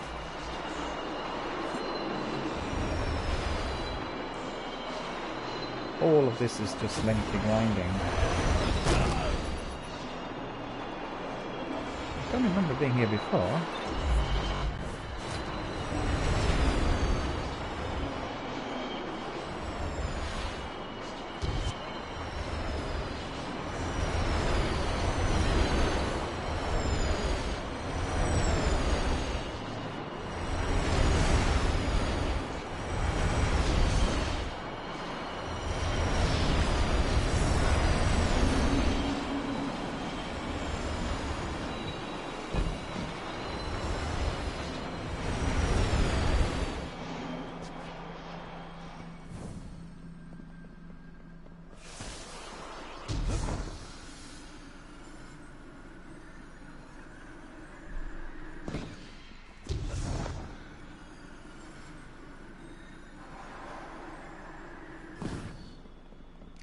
go up there?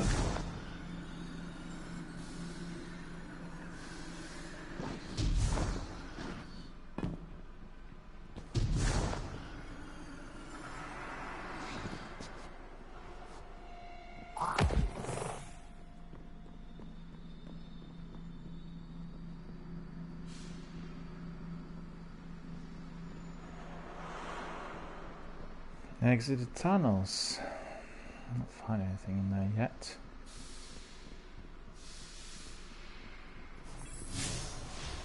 Important target, Guardian. Kill or be killed.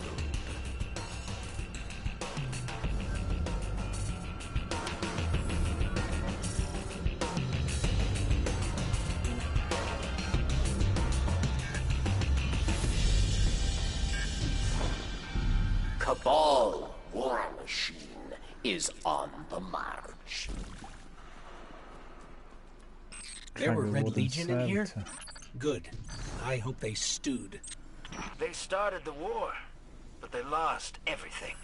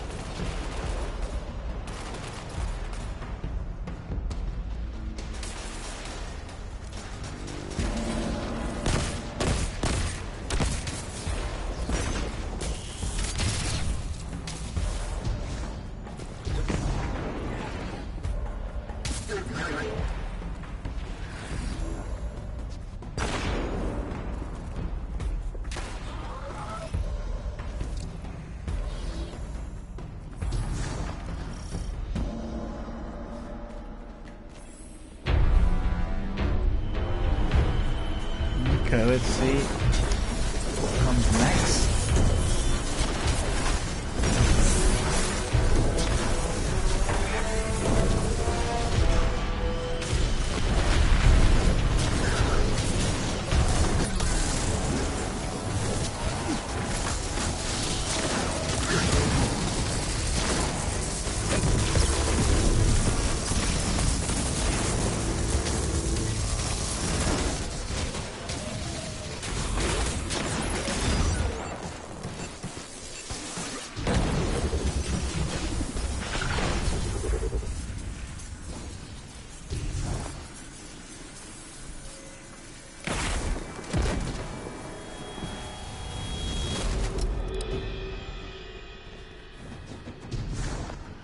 Dismantle mines, yes.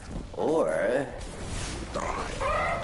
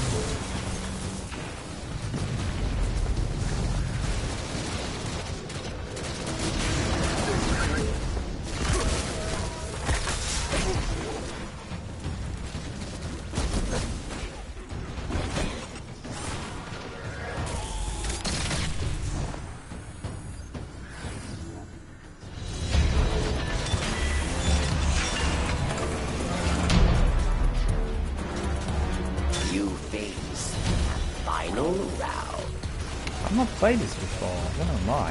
A mighty cabal challenges.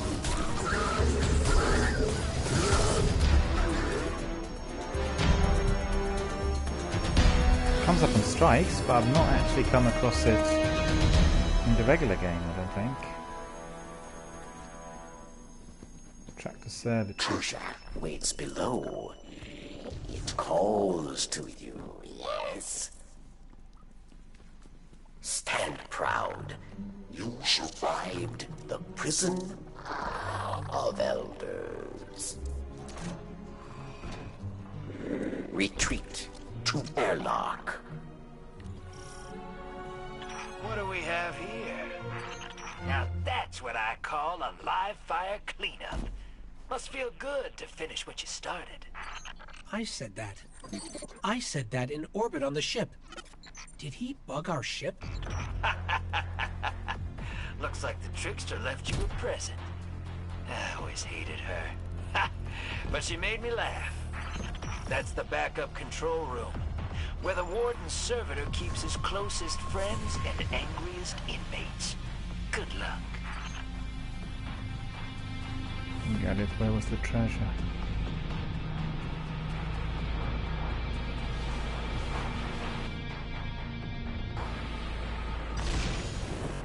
An old friend is here. Judgment at hand.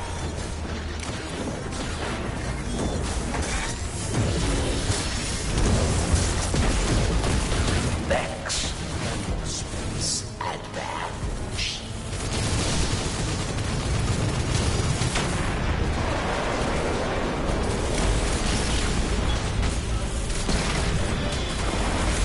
What's your scam here, Drifter? You always have one. No scam. My Guardian just annihilated a small army to kill one servitor. You have an army? Careful who you threaten. I just wanted to help one of my favorite Guardians out. Guy can't do that? I thought this was a new golden age. Be kind to each other. Am I right? I'm sorry. You're the sorriest thing I ever saw. It's really weird. Unfortunately, it wasn't glitched. So hopefully this would have registered. Let's see. Say number 7. Yeah, it did. Okay, 3 more to go. Hopefully unglitched. They stole all the kills, these guys. Did you see this?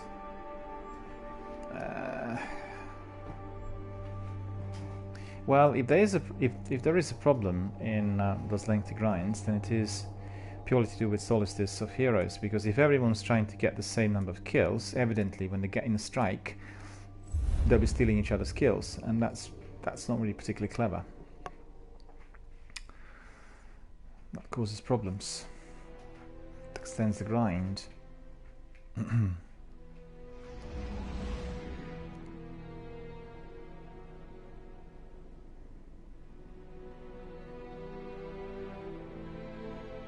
3 more to go then. Okay. Well, definitely a very interesting activity, but we'll go back to European Aerial Zone because there are loads of bounties in there from Ava that need to be completed, so that's basically what we need to do.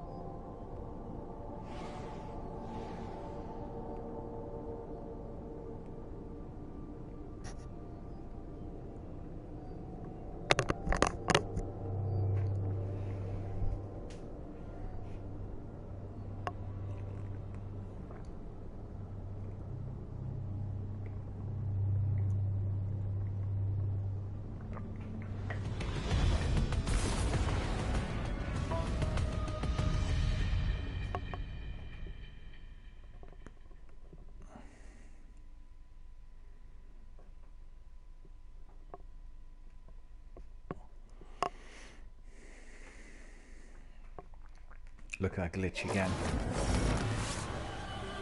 Guardian, We've received limited intel regarding a Vex information depot. I want you to get in there and figure out what they know. Greetings, Captain. Commander Zavala has requested that I run tactical on this mission. Please allow me to help you with your invasion of the Insight Terminus. Hello, Failsafe. You're familiar with this place. Oh yes, quite. The Vex were very active there when the Exodus Black first arrived on Nessus. The Vex that murdered my crew came from there. I'm sorry that you have to relive those memories. It's all right.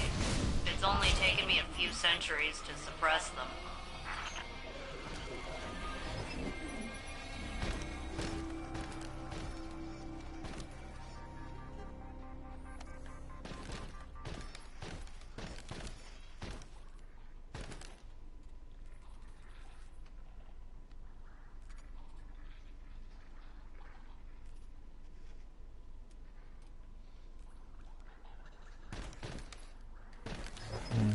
Let's see.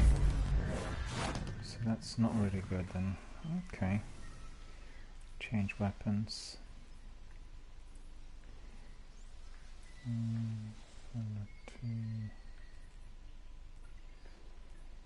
Mind you, we can keep those. Just have to put that.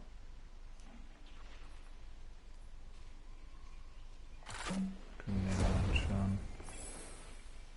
No, I don't actually need a grenade launcher. I need my sword. Come on.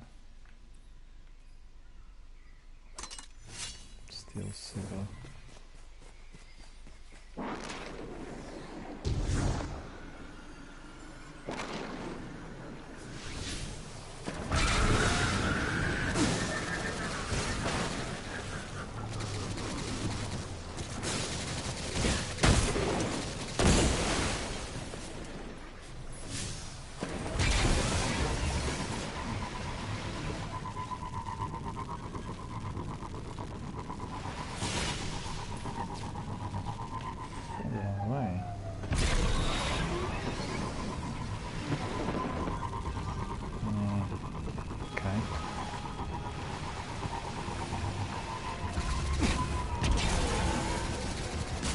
Where's the way in?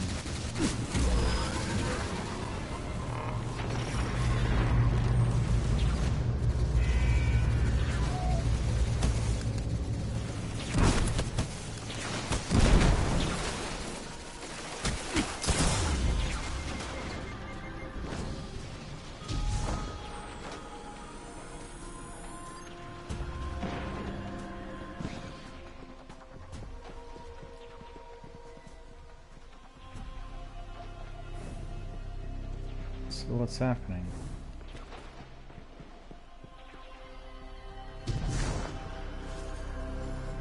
This radar is a bit odd here. I remember having this difficulty before.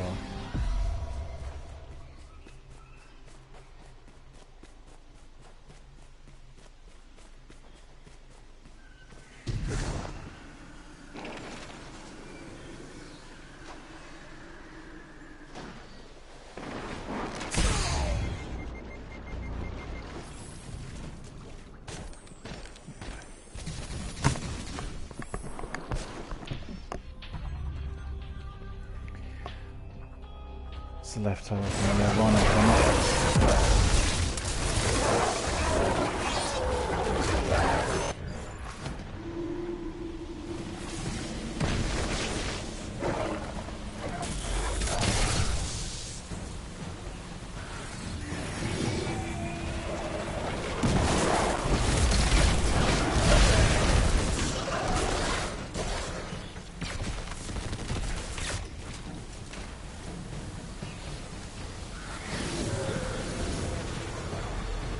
Guardian, I'm making the elimination of Carbon a new priority of this operation.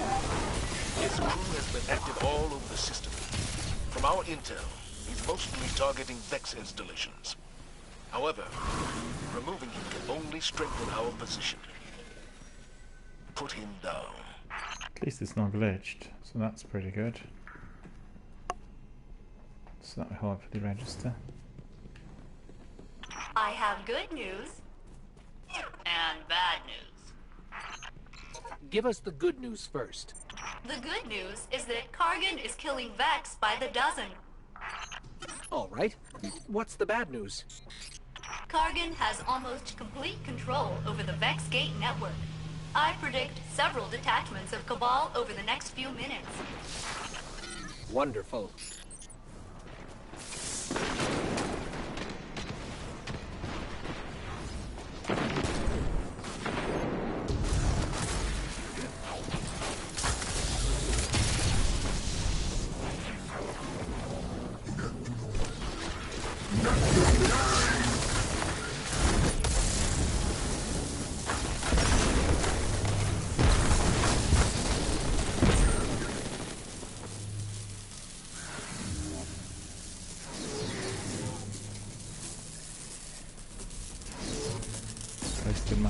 There's got to be a way to get through here. Ah, dear me. Any ideas? I believe Centurions will possess the means to remove the Vex block and grant you ingress.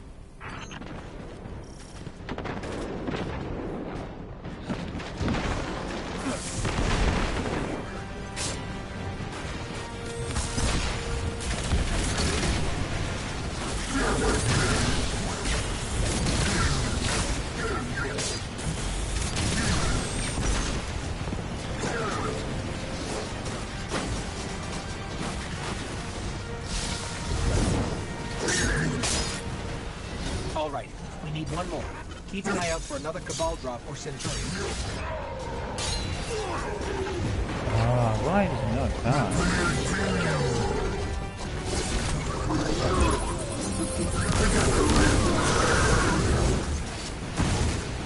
Thank you.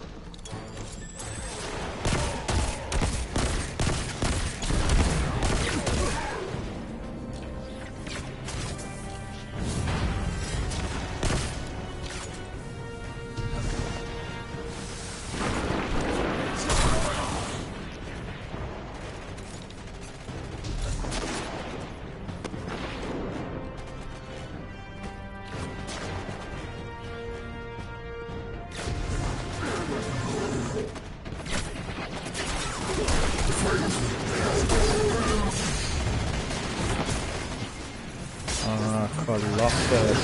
This wretched Colossus.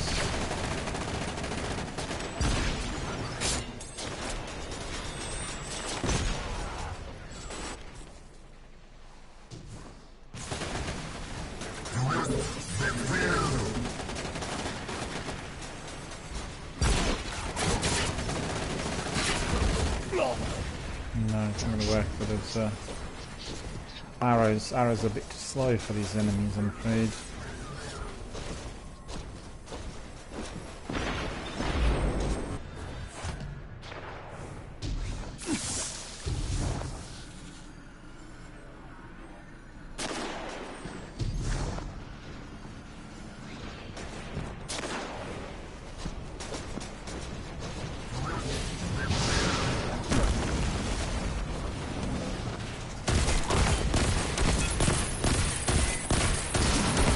Captain Jax here. Hello sir, how are you doing? Good to see you and thank you for joining us. How is everything out there?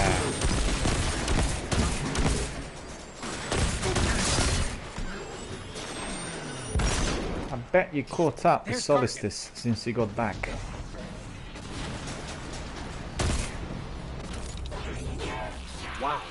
Okay, don't get hit by that. Intercepted communication from the Vex indicates that Kargan has bypassed their initial security protocols.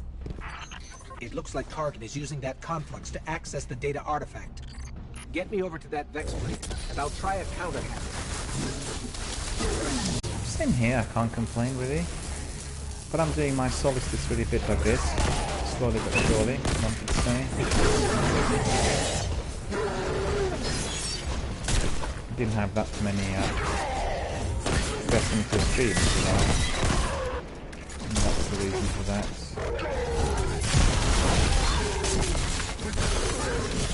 Why is he still not gone? Too bad.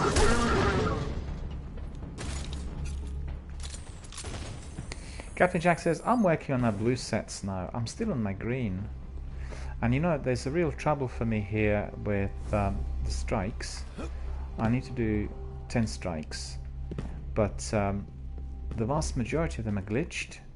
I keep getting that situation where you have no enemies in there, you know? I've already 6 of those today. And what's annoying is that I keep doing those strikes and then, you know, I just get booted, go back to orbit, and they don't register. And it's not happening right at the beginning, it's happening like halfway through or towards the end. That's really so One annoying. down, 2 to go.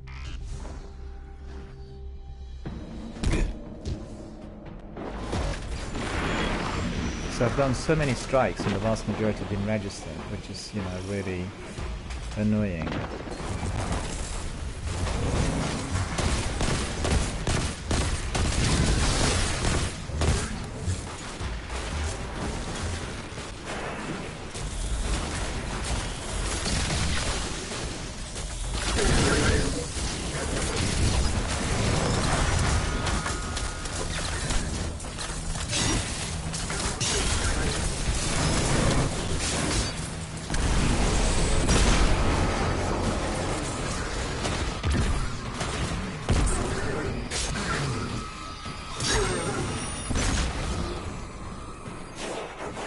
Captain Jack says he joined me for strikes. Yeah, of course, yeah. I'll bring you in, just bear with me. This is, once this one is finished, then I'll bring you in and we'll some of those together.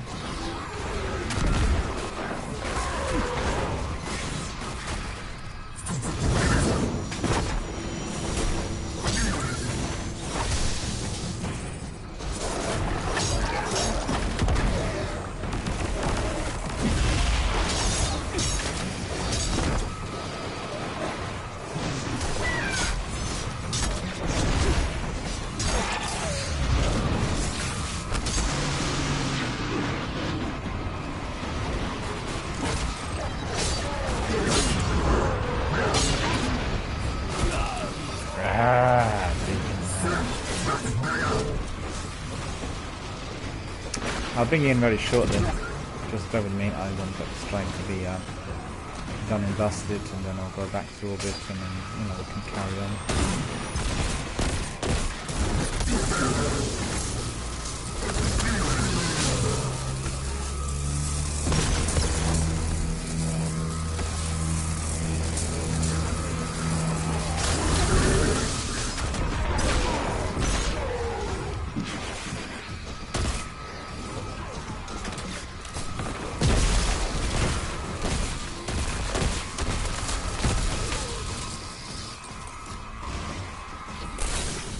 Okay, this is butchers. Just saying.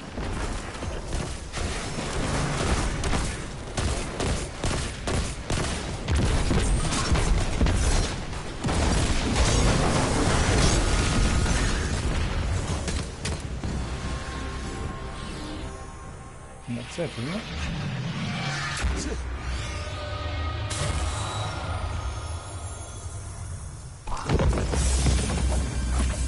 Location secured, Commander Zavala. Good work, Guardian. What intel did you discover? There's an almost unreadable data artifact here labeled Oxa. It's heavily corrupted, but I'm able to make out MSund-12 from the access log. What is Oxa, and who was MSund-12? Those are questions for another day, I suppose.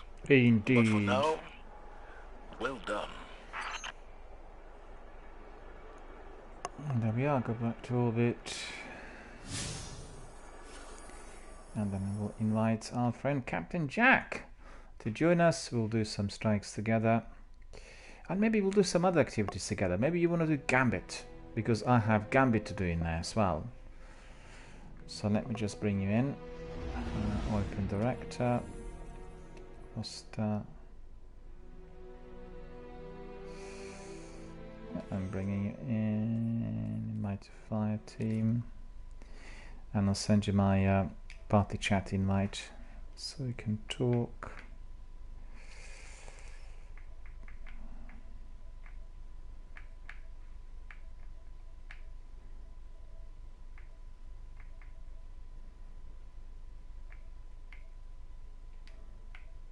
There we are, party chat sent as well. We can do a bit of gaming, a bit of talking, and you can walk me through some of those areas as well. I think I'm just waiting till you join us. Oh yeah, there you are.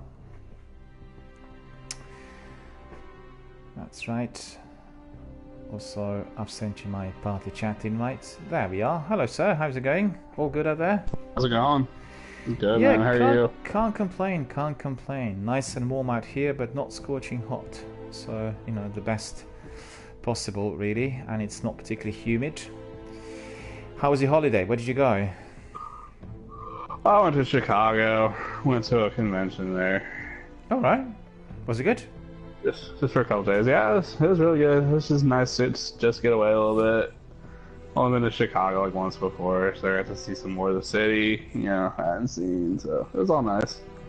It's always good doing a bit of sightseeing. I've spent quite a bit of time in Microsoft flagship store Europe, which is their brand new, well, top-notch store in central London. It's on Oxford Street, and I've had some meetings with the management and, you know, some of the guys who are in the know, and I'll do some of my streams from there. They have a fantastic streaming deck, which is probably the best in Europe, with all, you know, the best connection and the best setup, the best tech and all this. Just waiting for them to confirm, and I'm not sure if I'll be able to do the original, the sequel, maybe a combination of the two. But as soon as they confirm, I'll do some streams from there, and everyone will be able to tell the difference, because, you know, the picture's going to be razor sharp. I can do PvP and, you know, all of those things which are unfortunately not accessible here on my setup. And I've had some wonderful time there, doing Fortnite and Apex and trying out different games on Xbox Pass.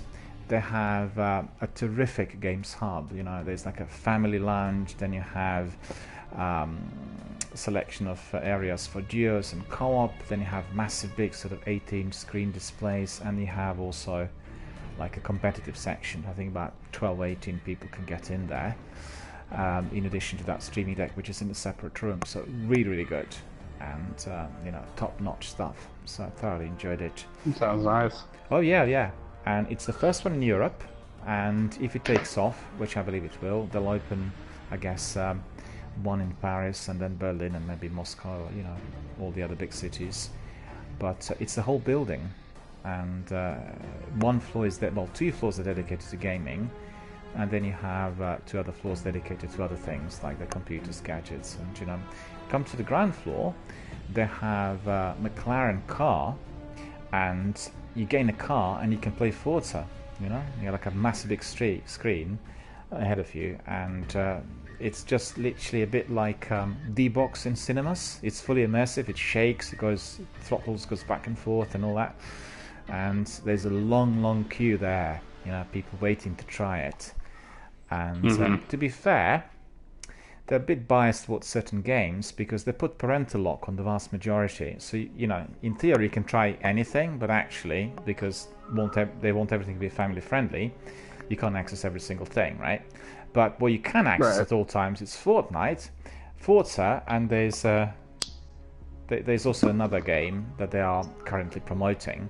So it's a bit fun, isn't it? Because Destiny, they would consider a game which is kind of family and friendly, and Fortnite, which is literally, you know, eliminating enemies and bashing and thrashing, is considered to be family friendly. So weird criteria, but there you go. Alright, so let's have a look at... I mean, this is a lengthy grind, really, for... You know, for those bits it only gets worse, also. And the green's really nothing compared to the blue set. Our friend from Las Vegas told me that I need to keep 50 bounties there in order to elevate abilities, and he said keep all the bounties which are completed, and then 50 of those will be used. So that sounds like a real nightmare and very, very lengthy. But you know what? The beauty of Destiny is that you do lengthy grinds, but depending on who you do it with, it's never repetitive. It's always interesting, which is not the case with many other games, and I think that's literally its massive strength.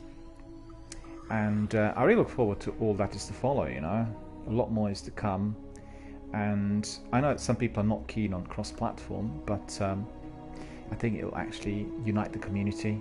I have so many people popping in saying, can you do it on Xbox? And I can't transfer all the data to Xboxes yet, you know. And they're grinding it from... I was actually considering whether to do it on Xbox, literally from word go, on all 3 characters, which is a possibility as well. We might do it sometime. But, you know... It's going to be much easier to basically engage with anyone on any platform. And what they're working on presently, Microsoft in particular, is Android access. Because, you know, Instagram tells you have 2.5 billion people worldwide who are accessing games through handheld devices, and that's their utmost priority. But when it will work remains to be seen, because it's going to be certainly a bit difficult with aiming.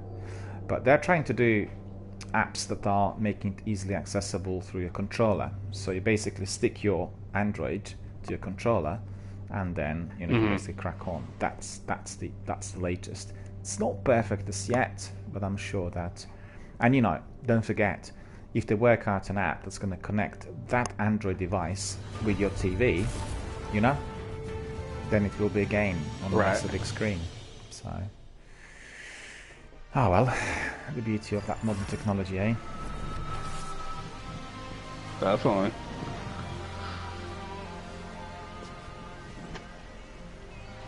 You know, when Jerry pops in, he's been doing video gaming for more than 30 years, and he's a true veteran of video gaming. We're approaching the temple, Petra.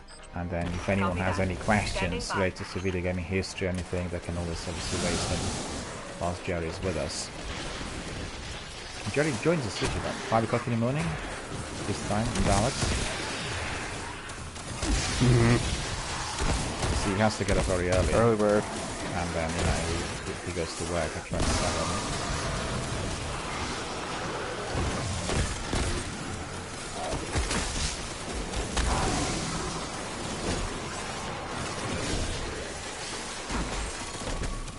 I still get people popping in saying that Destiny 2 is no good.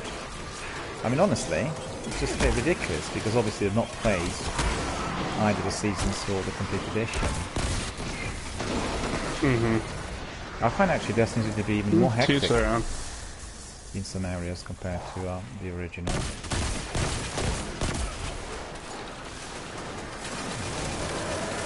Definitely. Escalation Protocol is one of my favorite activities here. Really? Yeah. Really good. The beauty of it is that, you know, you pop in and there could be other people always there. You don't need to invite anyone. People can just do it together, like hands-on approach. And I think that's really good. Yeah. Heading inside now. Good. Descend to I the did a heart lot of of the it temple. back in year 1 when it came out. Just trying to get the weapons and all that, just like the armor sets. Yeah.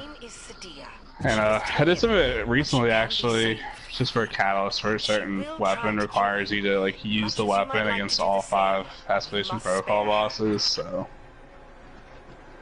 it's a good flashback.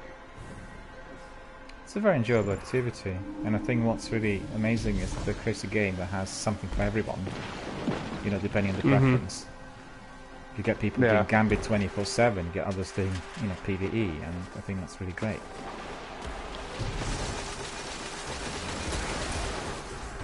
It's very rare that you get a game with that degree of diversity, you know? I can't think of any other one. And they're sort of trying to pioneer this system where everything can be within one world, which means PvP together with PvE and, you know, all other bits, and I think that's very good.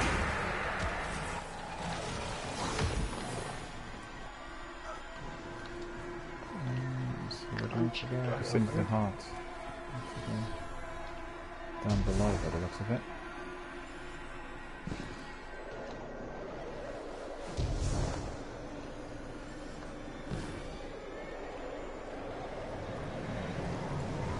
I've done so many strikes, we're halfway through, they were glitched. I can get us to the bottom of the temple from here. Cover me. It didn't really matter whether I was doing it through my game or anyone else's. Hopefully that does not happen anymore. Oh, it's happened 6 times today already. So annoying. Relic ability. Okay.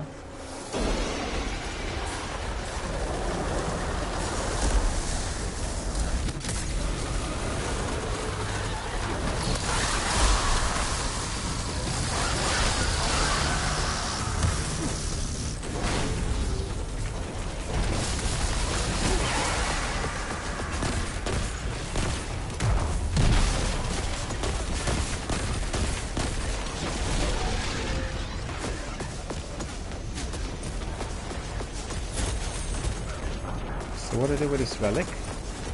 Throw it at me. To your right, we're behind you. Okay. R2, there you go. You throw the relics, and that charges. Each time you charge them, like you throw them, it charges the relics, so they're like more powerful. And that's what you use to take down their shields. They've sabotaged the elevator. So like, I'll pick this one up, and then I'll throw it to you. And then I do... There's gonna be some guys. There's gonna be some guys that spawn in the back. Killed. Yeah, there's a thing in the middle that knocks you off. Alright, we'll pick up this one. Alright, what we got right here? There we go. Okay, so what I do?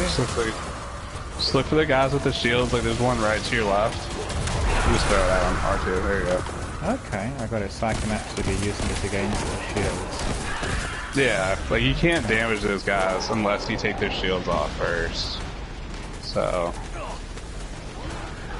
you have to take it off with the relic. I got another one. Watch out. There you go. There's a few guys up. There's one behind us, one in front of us. There you go. Very powerful. Yeah. Thank you.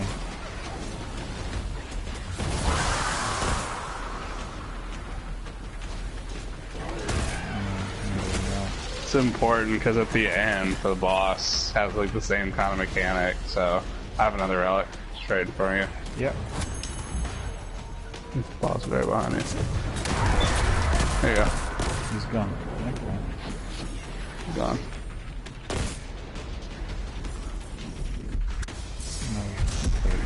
That.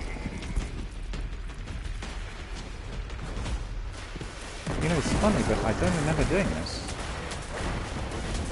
Yeah, this is actually like my least favorite strike in the game.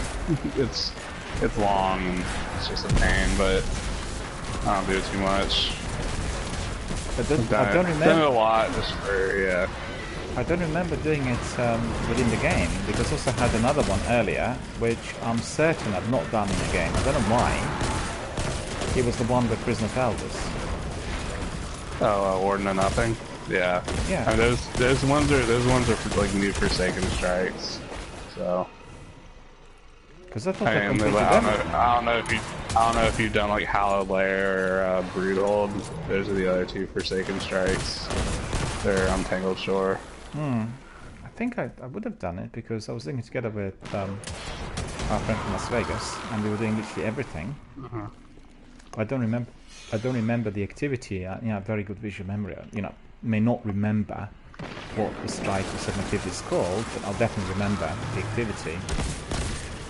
And it's really strange. For this one, I almost certainly would have not done.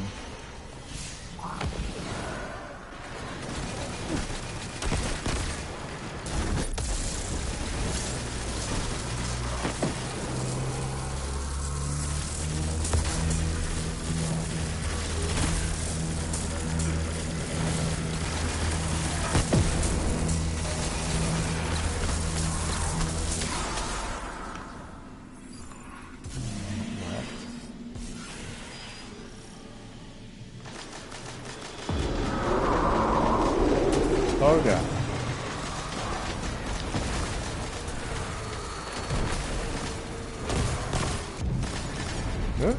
What's happened? Yeah, this part it kind of like sends you between dimensions, and there's ogres in both dimensions that you have to kill. This one's this side.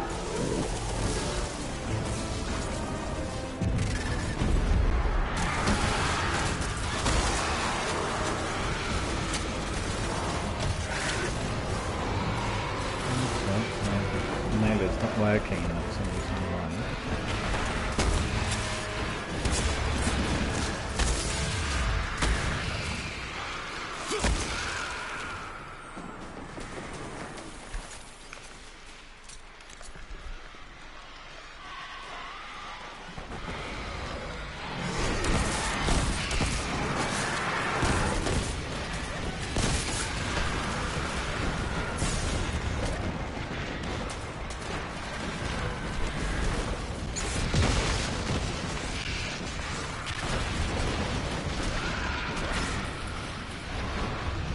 Burning.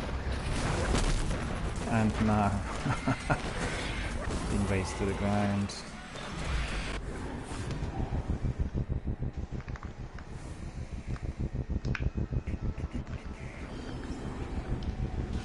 we need to go to that portal. Yeah.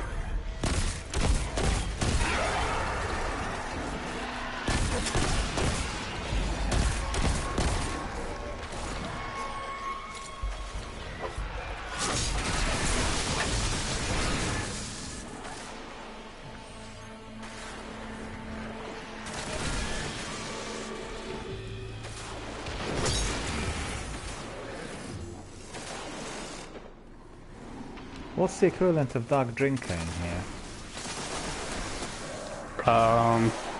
Well, there's only two exotic swords in this game. I guess the closest one's called Black Talon. I mean, it's not really an equivalent in terms of like what you have to do to get it or anything of that nature. It's just it's void and it's exotic and it's a sword. But there's the other one called Worldline Zero that you pretty much have to. It's not really a quest. It's kind of just you have to get all these like I don't know if you've noticed on Mars these kind of like I don't know these colored kind of rings around that you have to shoot. Yeah. If you get like all 45 of them, you unlock the Worldline Zero. We're here to save her. It's I think it's arc sword.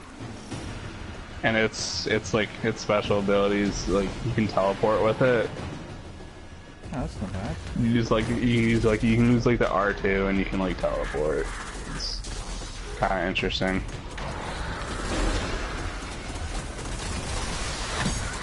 Yeah, this game doesn't really do too much for exotic swords. The one I'm using is called Sybil. Yeah, Steel Sybil. That's the Crucible sword. It's just a legendary. Seems to be good. Yeah, swords actually got a pretty decent buff lately, just in terms of like the amount of ammo they can hold, and the R2 attack costs less, like I guess, ammo to use it. The only trick there is that I got used to my spin in Dark Drinker, and in here there's no spin as such. Right. Oh, that wizard got away.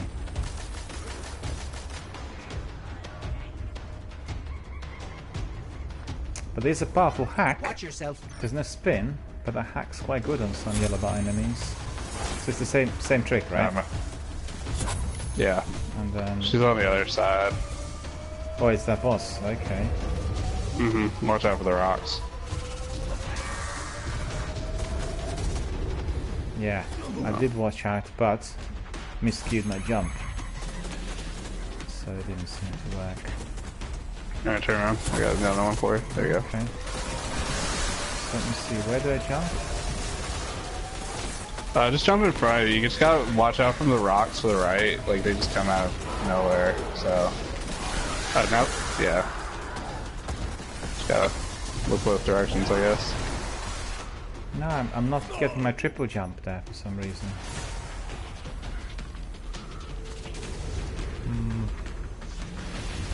Thanks.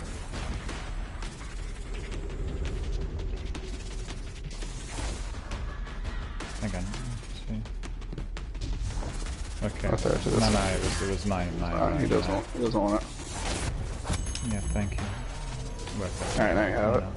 Watch out for the rocks again. That rock pushed me into the abyss. Last night, actually properly calibrated my jump. You gotta look both ways, man. I'm telling you. Yeah. Gotta look both ways.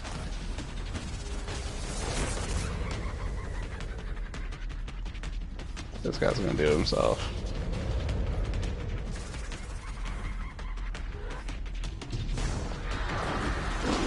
See, this time it worked. We've got her on the run. Keep it up. Yeah, and there's a portal. You go through. No, I definitely didn't do this strike before, I can tell you. I mean, this activity at all, not just a strike. I bet it was. Because I remember it. You know, things like collecting relics and sharing items, and I definitely remember. Hang on, what about you? Yeah, I mean, probably not. Unlike D1, where strikes are kind of like part of the story, like strikes aren't really part of the story. Well, that must be the reason then. No, I'm dead.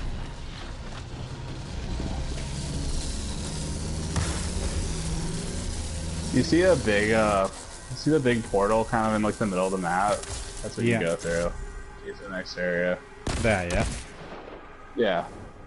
Just watch out for the rocks, they're coming. He jumped over it, good job.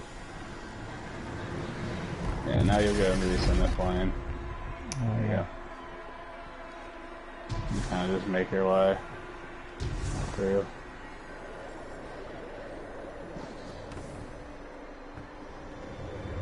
Well, that's actually quite clever with those rocks. Mm-hmm.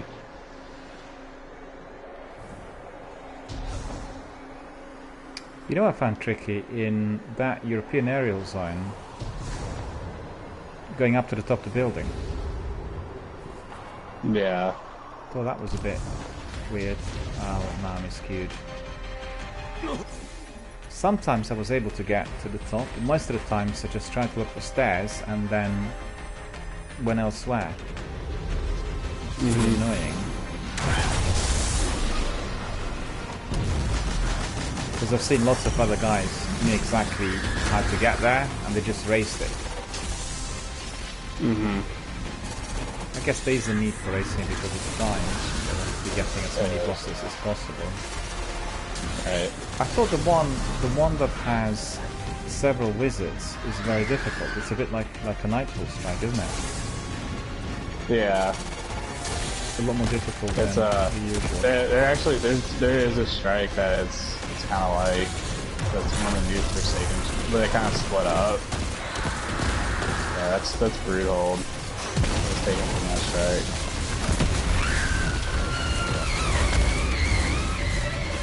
A bit like Omnigolf. Next one, right? Yeah. From Seda. Seda? Sedia. Trust me after this, Laura. I failed you.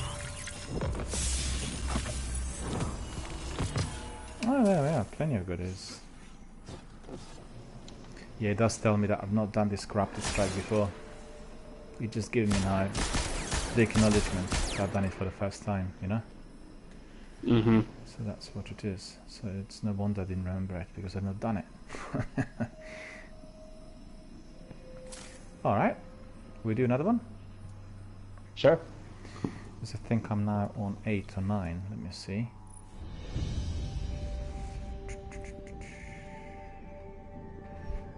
Yeah, 9 out of 10. And then I guess I need to go to Crucible and Gambit. Yeah, Gambit matches. I would recommend doing them in Crucible just because it's quicker. Yeah. And also, when you get to the blue armor, you're gonna have to do 10 Gambit matches anyway. It's like it forces you to play Gambit. So. Oh yeah. That's a really clever invention, because you might have people who are not keen on it, or have internet problems, but they're literally forced to do it. And they've had this in Destiny 1 also with exotic swords. You just had to do it, whether you liked it or not, in order to get it. And I mean, it's just you just have to play the matches. You don't have to win them or anything. Yeah, so. Just need to go through it. Basically, that's what it is. Yeah, I mean, and there's like a step for that armor. It's like defeat Guardians or whatever. Like that'll be a lot quicker to do in Crucible than in Gambit, unless you're like invading a lot. So I recommend just doing them for your green armor in the Crucible. It just goes quicker. Yeah, and then you'll have plenty of Gambit to play when you get to your blue armor. So. Well, the trouble I have with Gambit and the Crucible is my upload speed, because people there will be with 700 and 800 speed, and I'm like on 1. Still battling with my local ISP, and when I played Fortnite and Apex in Microsoft Store, I could see so many people who were suffering from lag, because obviously we were able to see people before they could see us, and it's just that turning tables, so it's sort of a reversal of what I usually have, every single day. And a lot of people don't understand the mechanics of it, That's what the trouble is.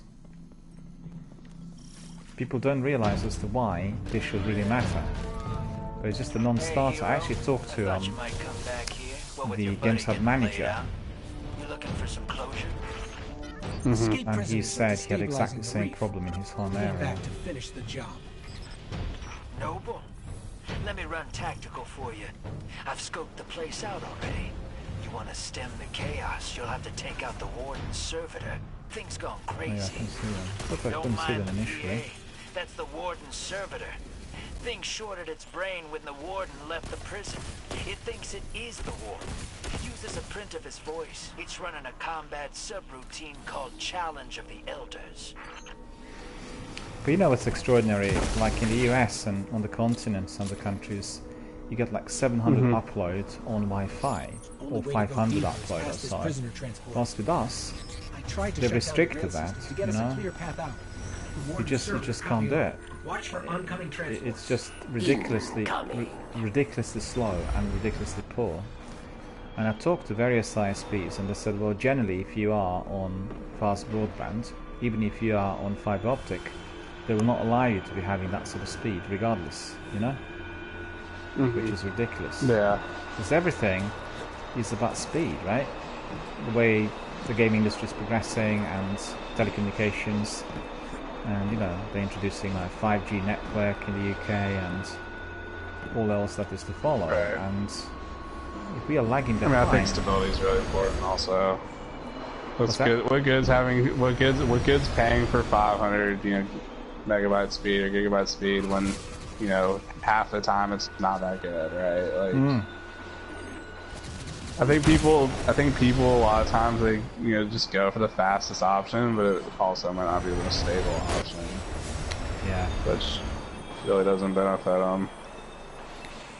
Well, unfortunately, lots of ISPs they want to do it on on cheap, and also they didn't invest in the infrastructure, which meant that they were using the old infrastructure instead of doing everything from scratch. And that's the sole reason for all these problems, Yeah. So can you imagine the ludicrousness of it all? In my street exchange, right, the cabinet which is on the street, they have fiber optic, but they don't want to invest in the cables connecting that fiber optic with our buildings. So what's the point? It's too expensive for them to be doing the cables. I mean, honestly, it justifies logic.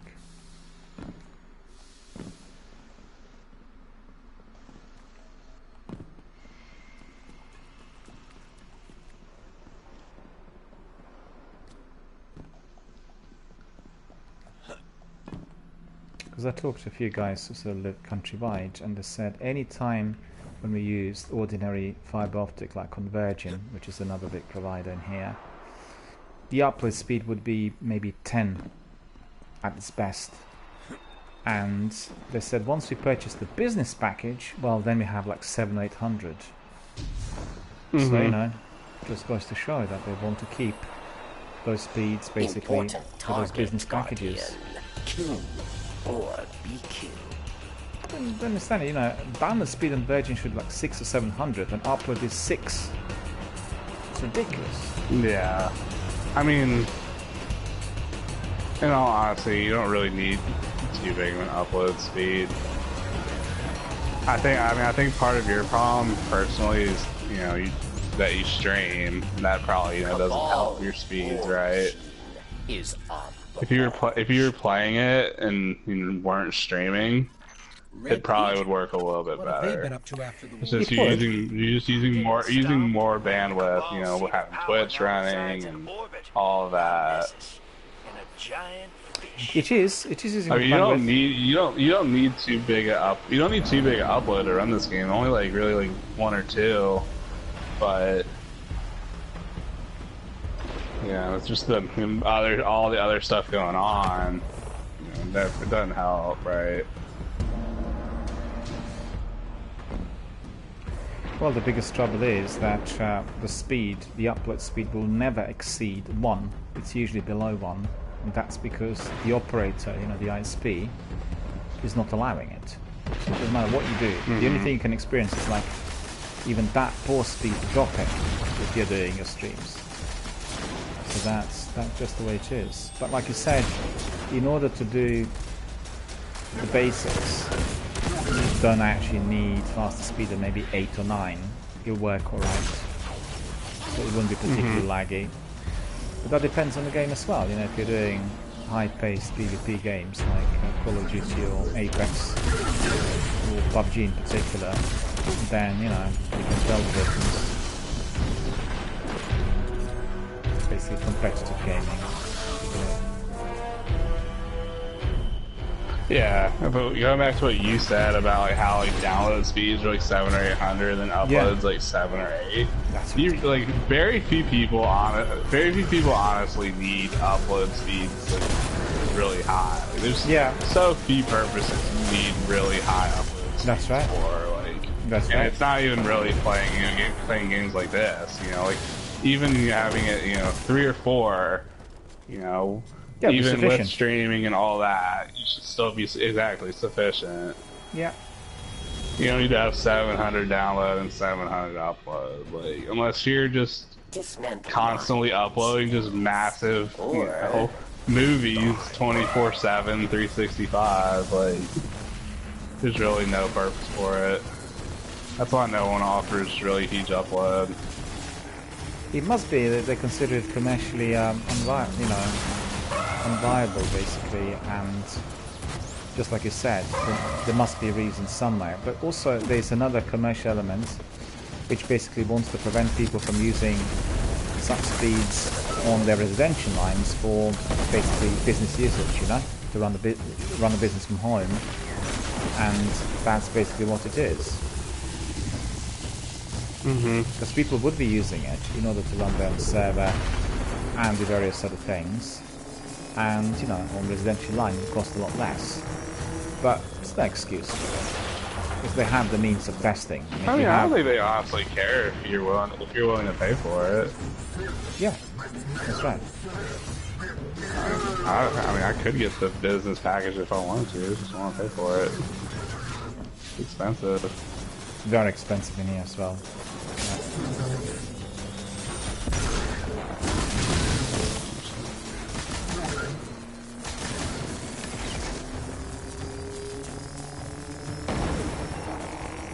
In here, this is a lot easier than in Destiny 1. There's a lot more. It appears to be a much greater challenge, I think, in the original. When you have to be defusing lines and doing Final round.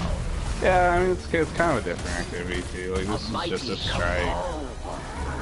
versus a whole activity dedicated to, you know, kind of prison elder stuff. Yeah. Okay. No, this is one of my favorite strikes in the game. It's a good strike. Yeah, absolutely. And we've sort of gone through it quite quickly. It calls to you. Similar to what we had with those rocks, in here we have those trains. One isn't careful enough, one gets killed frequently. Happened to me a few times. So, absolutely. Gotta look both ways before you cross the street. Yeah. Retreat to airlock. You fought. Oh yeah, we need to go collect the treasure. But where's the treasure? It's underneath. Just like in the original Prison of Elders. Looks like Drop down. left you a present. Am I going the right way? I'm going the wrong way. But she made me I think you're going the right way. Just keep going down. prison mainframe. The crazy We're about servitor's to nest. get to the boss. Buckle up. He's got some What is prison it? veterans with him. It's not timed, is it? Or is it? The boss? No. Getting there to collect the loot. Oh, I mean, it's just like a fake chest. Like, there's nothing in it. It just teleports you to the boss, which I see. Gives you the rewards. Cabal strategist. ROP. Thanks for your help out here, chosen one. So, hey, Yeah, confession so. time. Spider Nice asked and me to easy. get a crew together to take the prison back from the Barons. So that's 10 out of 10, I think. So, I'll clean up behind you. And Spider will sell this place back to the Awoken. We want a cut. I like your style. But you all already got a cut. It's right there in front of you. Right. For the Vanguard was completed. What would that be? For the Vanguard? Let's see quickly. Was it a bounty? Oh, I see.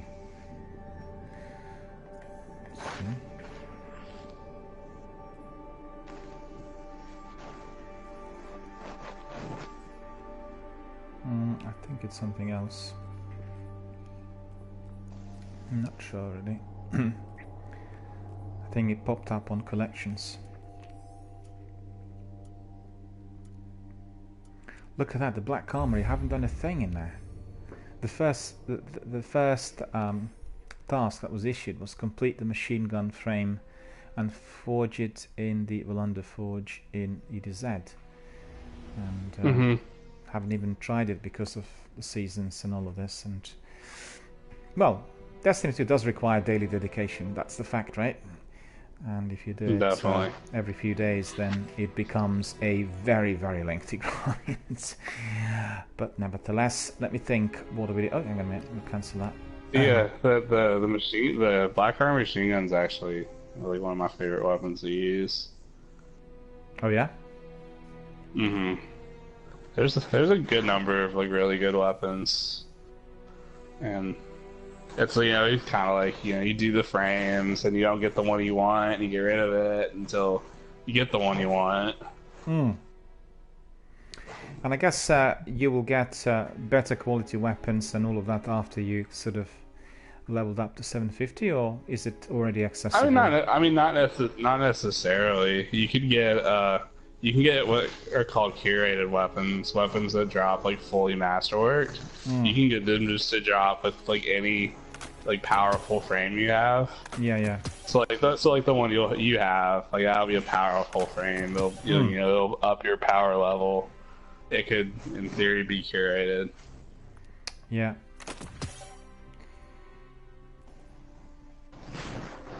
Just quickly get rid of some of these boots. I've got several doubles in there. Well, that's all resolved. Yeah, I do a lot of forges, like, you know, just like pretty much this entire year, just trying to get all the weapons I want, and then I've got them. I got like the seal for that season, doing all the triumphs, and then I just kind of stopped doing it. That's really cool. Well, you know, this game does require dedication and patience. It does. And it really does really sort of pay off. And EML's here. Hello EML, how are you doing? Good to see you. Thank you for joining us. And EML says all you need is Jotun for everything. Yeah, I guess it is just a step-by-step type of activity, and I'm still learning basically on some of the steps, you know, taking them sort of easy. And what I really want to achieve also is this degree of continuity, because we obviously migrated our Destiny 2 stream to our day stream, so it makes it nice and easy, and everyone will be able to obviously get that degree of continuity together with myself. Alright, so shall we do a bit of Crucible? You happy with that? Yeah, I'll play a couple matches of Crucible. I'm just gonna switch characters real quick. Or is there anything else that you would like to do? Because obviously we can... I mean, I have more strikes to do on that character and more like patrols and stuff. But I mean, I have Crucible to do on other characters, so I see. It doesn't matter to me. Okay. Because we can do either. I'm happy to do, you know, whatever. If you need to do any more strikes, we can do those. I just thought maybe we can throw in a couple of Crucible matches just to provide a variety, and then go back to strikes. No big deal. Mm-hmm. And I have to go back to... do you have to go back to European aerial zone? Any tasks in there? Because my bounties in there are all kind of connected to ARC achievements up there. Oh yeah, I mean, I guess I can do some European aerial zone. You gotta do a lot of EAZ when you get the blue armor. 100 mini bosses, 50 chests, like a lot of just orbs. Well, if you need to do some of those, we can do them, because I have my bounties to complete, and you'll be able to see they're all about ARC. And I have at least 4 or 5. So there will be aggravated battery. I need to defeat some high value targets in there. Renewable energy, so that's public events in there with ARC subclass. And then neutrinos and ozone, again ARC subclass. Enemies. In the thunderclouds, yet another one, and then make them hurt. Again ARC. So it's literally 1, 2, 3, 4 ARC, and then the other is just doing those public events. That's basically the score. Email says you can get from Begasia Forge doing powerful frame. But thanks very much for the tip, because that Black Armory will certainly is one of those things to follow. But I do want to get as much as possible from Solstice, because it's time limited, and Black Armory will be there, so I'll be able to carry on with that, you know, at a later stage. And also, I think as they're delaying the release of Shadowkeep, there may be still further delay, you never know. They have some difficulties with cross-platform, I heard, so that's probably what they want to do. They want to test it to make sure everything works perfectly, because they do not want to be in a situation like BioWare or Bethesda with their, you know, big games that failed really with such things. And I think it's very wise to take time. No one's going to complain if everything works. So let us see. Do I need to invite you? Probably need to invite you back again, right? Yeah, I'm just going to the tower real quick to pick up some guys. Okay, I'll go back to the tower as well then, because I need to do a bit of admin. Yeah, I have several people to talk to. Cool. Email says you need to get Outbreak perfected too. I believe Outbreak perfect is one of the weapons, right? Yeah, that was when I was telling you like a month or so back about like that mission that just popped up, the 0 hour. It's like, you know, it has like, you know, like a whole jumping puzzle, some enemies you have to kill, and at the end there's like this big boss, and then, you know, if you beat it within like 20 minutes, you get the gun. And then there's like a catalyst for it that you have to, you know, do a combination of like these puzzles. There's like a room before like the boss room that has like all these puzzles, and there's like a arc, solar, and void one, like, and, you know, they rotate each week. And just combination of that and killing the bosses again on heroic. And once you beat it on normal, you get the gun, but then when you beat it on heroic the first time, you get the catalyst, and then some progress towards the catalyst. And once you fill up the progress from the catalyst by doing the puzzles and just beating the bosses again, you get the catalyst. And that sounds like a lengthy grind. It's, yeah, I mean, Yeah, it was lengthy. It's just doing it like once or twice like each week for 3 weeks. If you had people that like knew what they were doing, it'd take you like, you know, doing it 4 or 5 times and you'd have everything. But yeah, it's lengthy. That's actually the way I do lengthy grinds. I don't do them all in one go, you know, I do them bit by bit, you know, to provide variety. And it's always better fun when you do it in a team of 3. And everyone can obviously do their own tasks. It's really good fun. And, well, definitely, the concept is working. And it's certainly very novel and engaging, and I'm quite certain that once they do cross-platform saves, we'll have many more people joining us. No doubt about that. And I've noticed in Destiny 1, you know, since they started talking about going back to the moon, we've had quite a large number of people coming back, or even working on their second or third character. So generally, anytime I've done Destiny 1 during the last 8 weeks, ever since they released that video documentary, the social hub was very busy. Anytime when I was back in the tower, it was almost full, which tells us that people are preparing for, you know, the next step. And I really think they need to work on bringing two of those worlds together so that people can access one arena and everything's there. Maybe an opportunity to read said will contain some missions from either of the games, but they didn't really specify exactly in what shape and form, and that will be basically their way of testing the interest. Because if they find that people are really kind of very excited and they want to re-engage, then, you know, why not? And you could see that other games which were remastered, and particularly those remade, like Resident Evil and now Final Fantasy, they attracted an enormous amount of interest. So, and also they turn out to be very successful. So everything worked perfectly.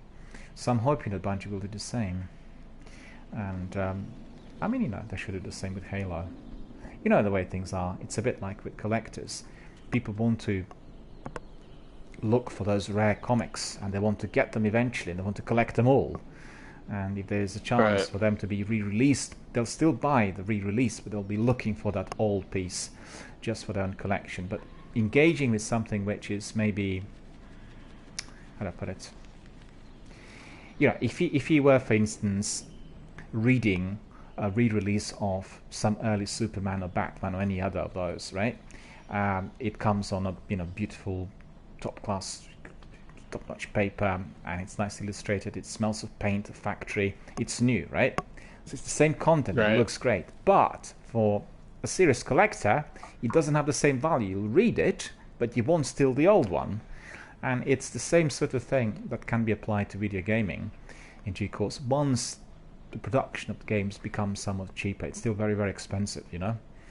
And then people said, oh, these games have been sent to oblivion, and, you know, these games are never going to come back. But in my view, I'm sure that, like with all other medias and formats, if the production costs become very low, then there's a greater chance we can obviously bring such games back. And don't know whether you tried the old computer games, you know, PC games from the 90s. It's almost hard for them to be played on any computers because they're very pixelated and they look different.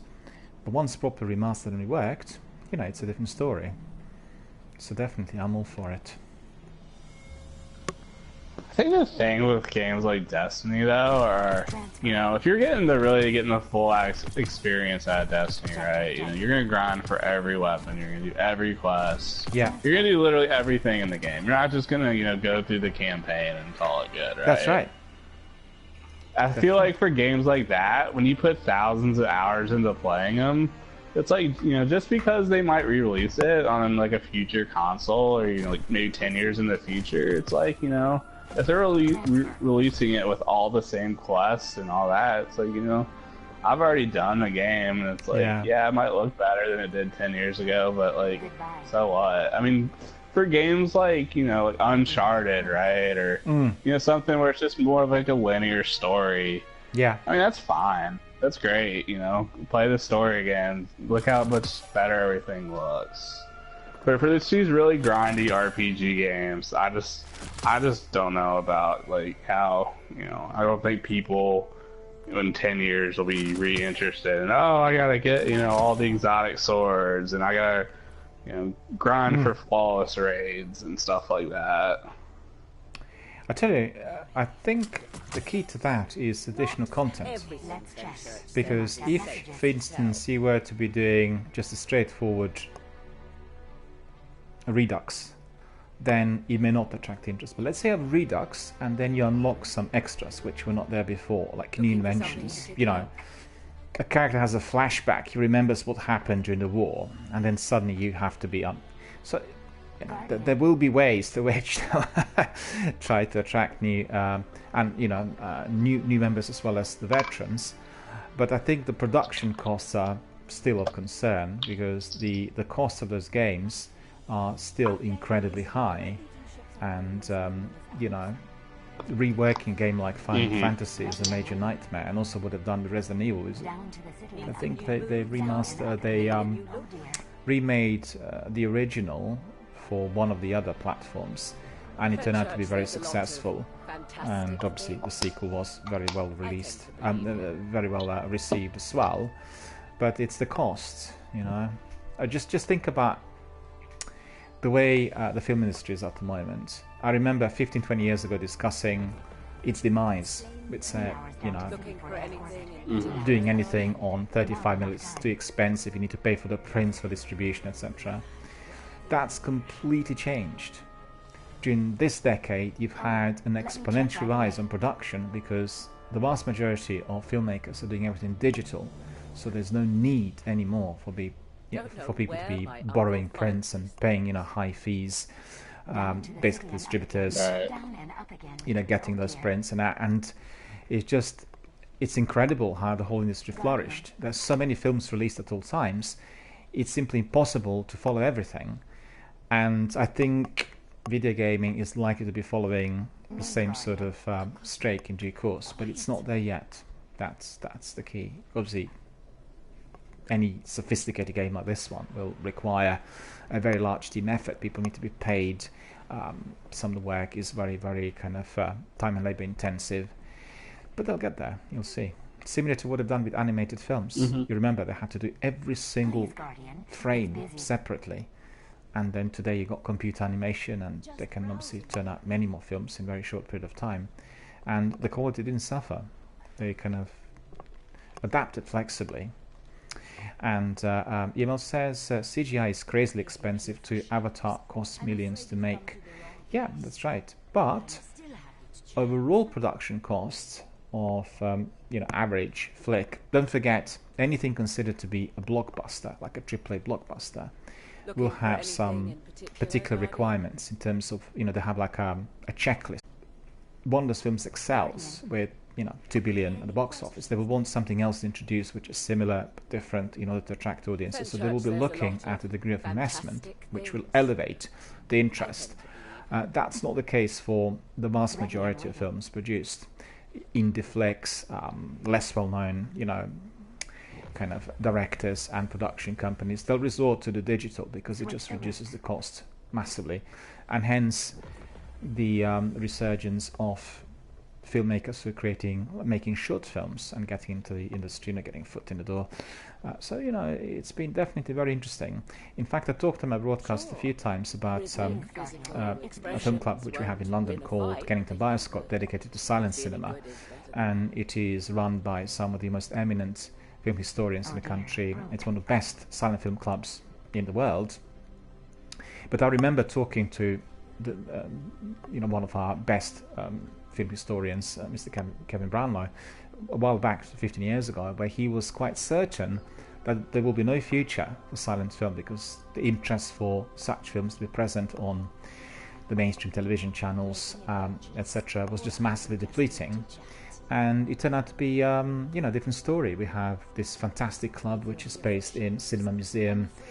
We meet every 3 weeks, and people who organize it, they always present very, very rare films, and it attracts quite a wide group of participants, people of all generations.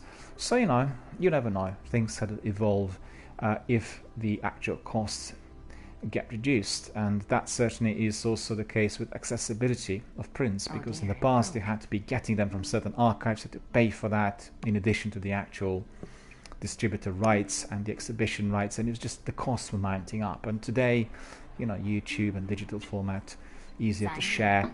You still have to pay some dues though, but they are greatly reduced compared to the way they were. So it means they're more accessible to wide audiences, and it's easier to kind of curate certain seasons and get such clubs together, and I think it's terrific. In fact, I just want to remind our viewers that I also have a hub which is on the internet dedicated to film history. It's called Film Dialogue, and I'm working on the best way to which I'll be able to stream films in order for people to come in and watch and discuss them in the same way as we do things here.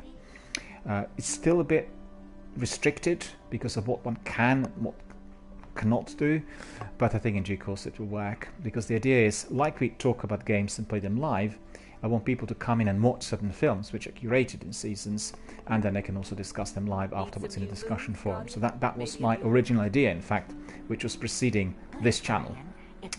Alright, so let us have a look. What other tasks do we have here? Not possible. Our inventory is stocked, so no rush. What I like about Destiny 2 is we are able to collect lots of different items, plenty of loot. We are never short on anything, and that makes a big difference. Never short on anything. Never short on anything.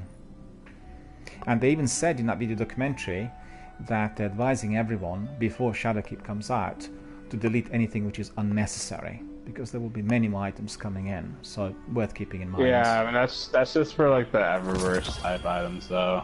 Yeah. Oh, what's this?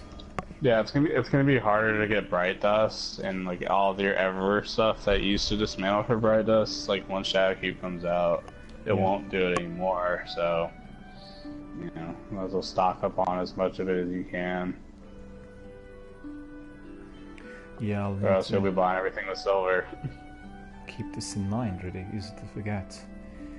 And I did purchase some stuff today. That'll work. I picked up my Fire Team Medallion and Gleaming Boon of the Vanguard, so I, you know, be able to use them. Thanks for shopping Eververse, Guardian. So these are the guys that I had to talk to, and I think I need to talk to Ava. Let's see, let's see.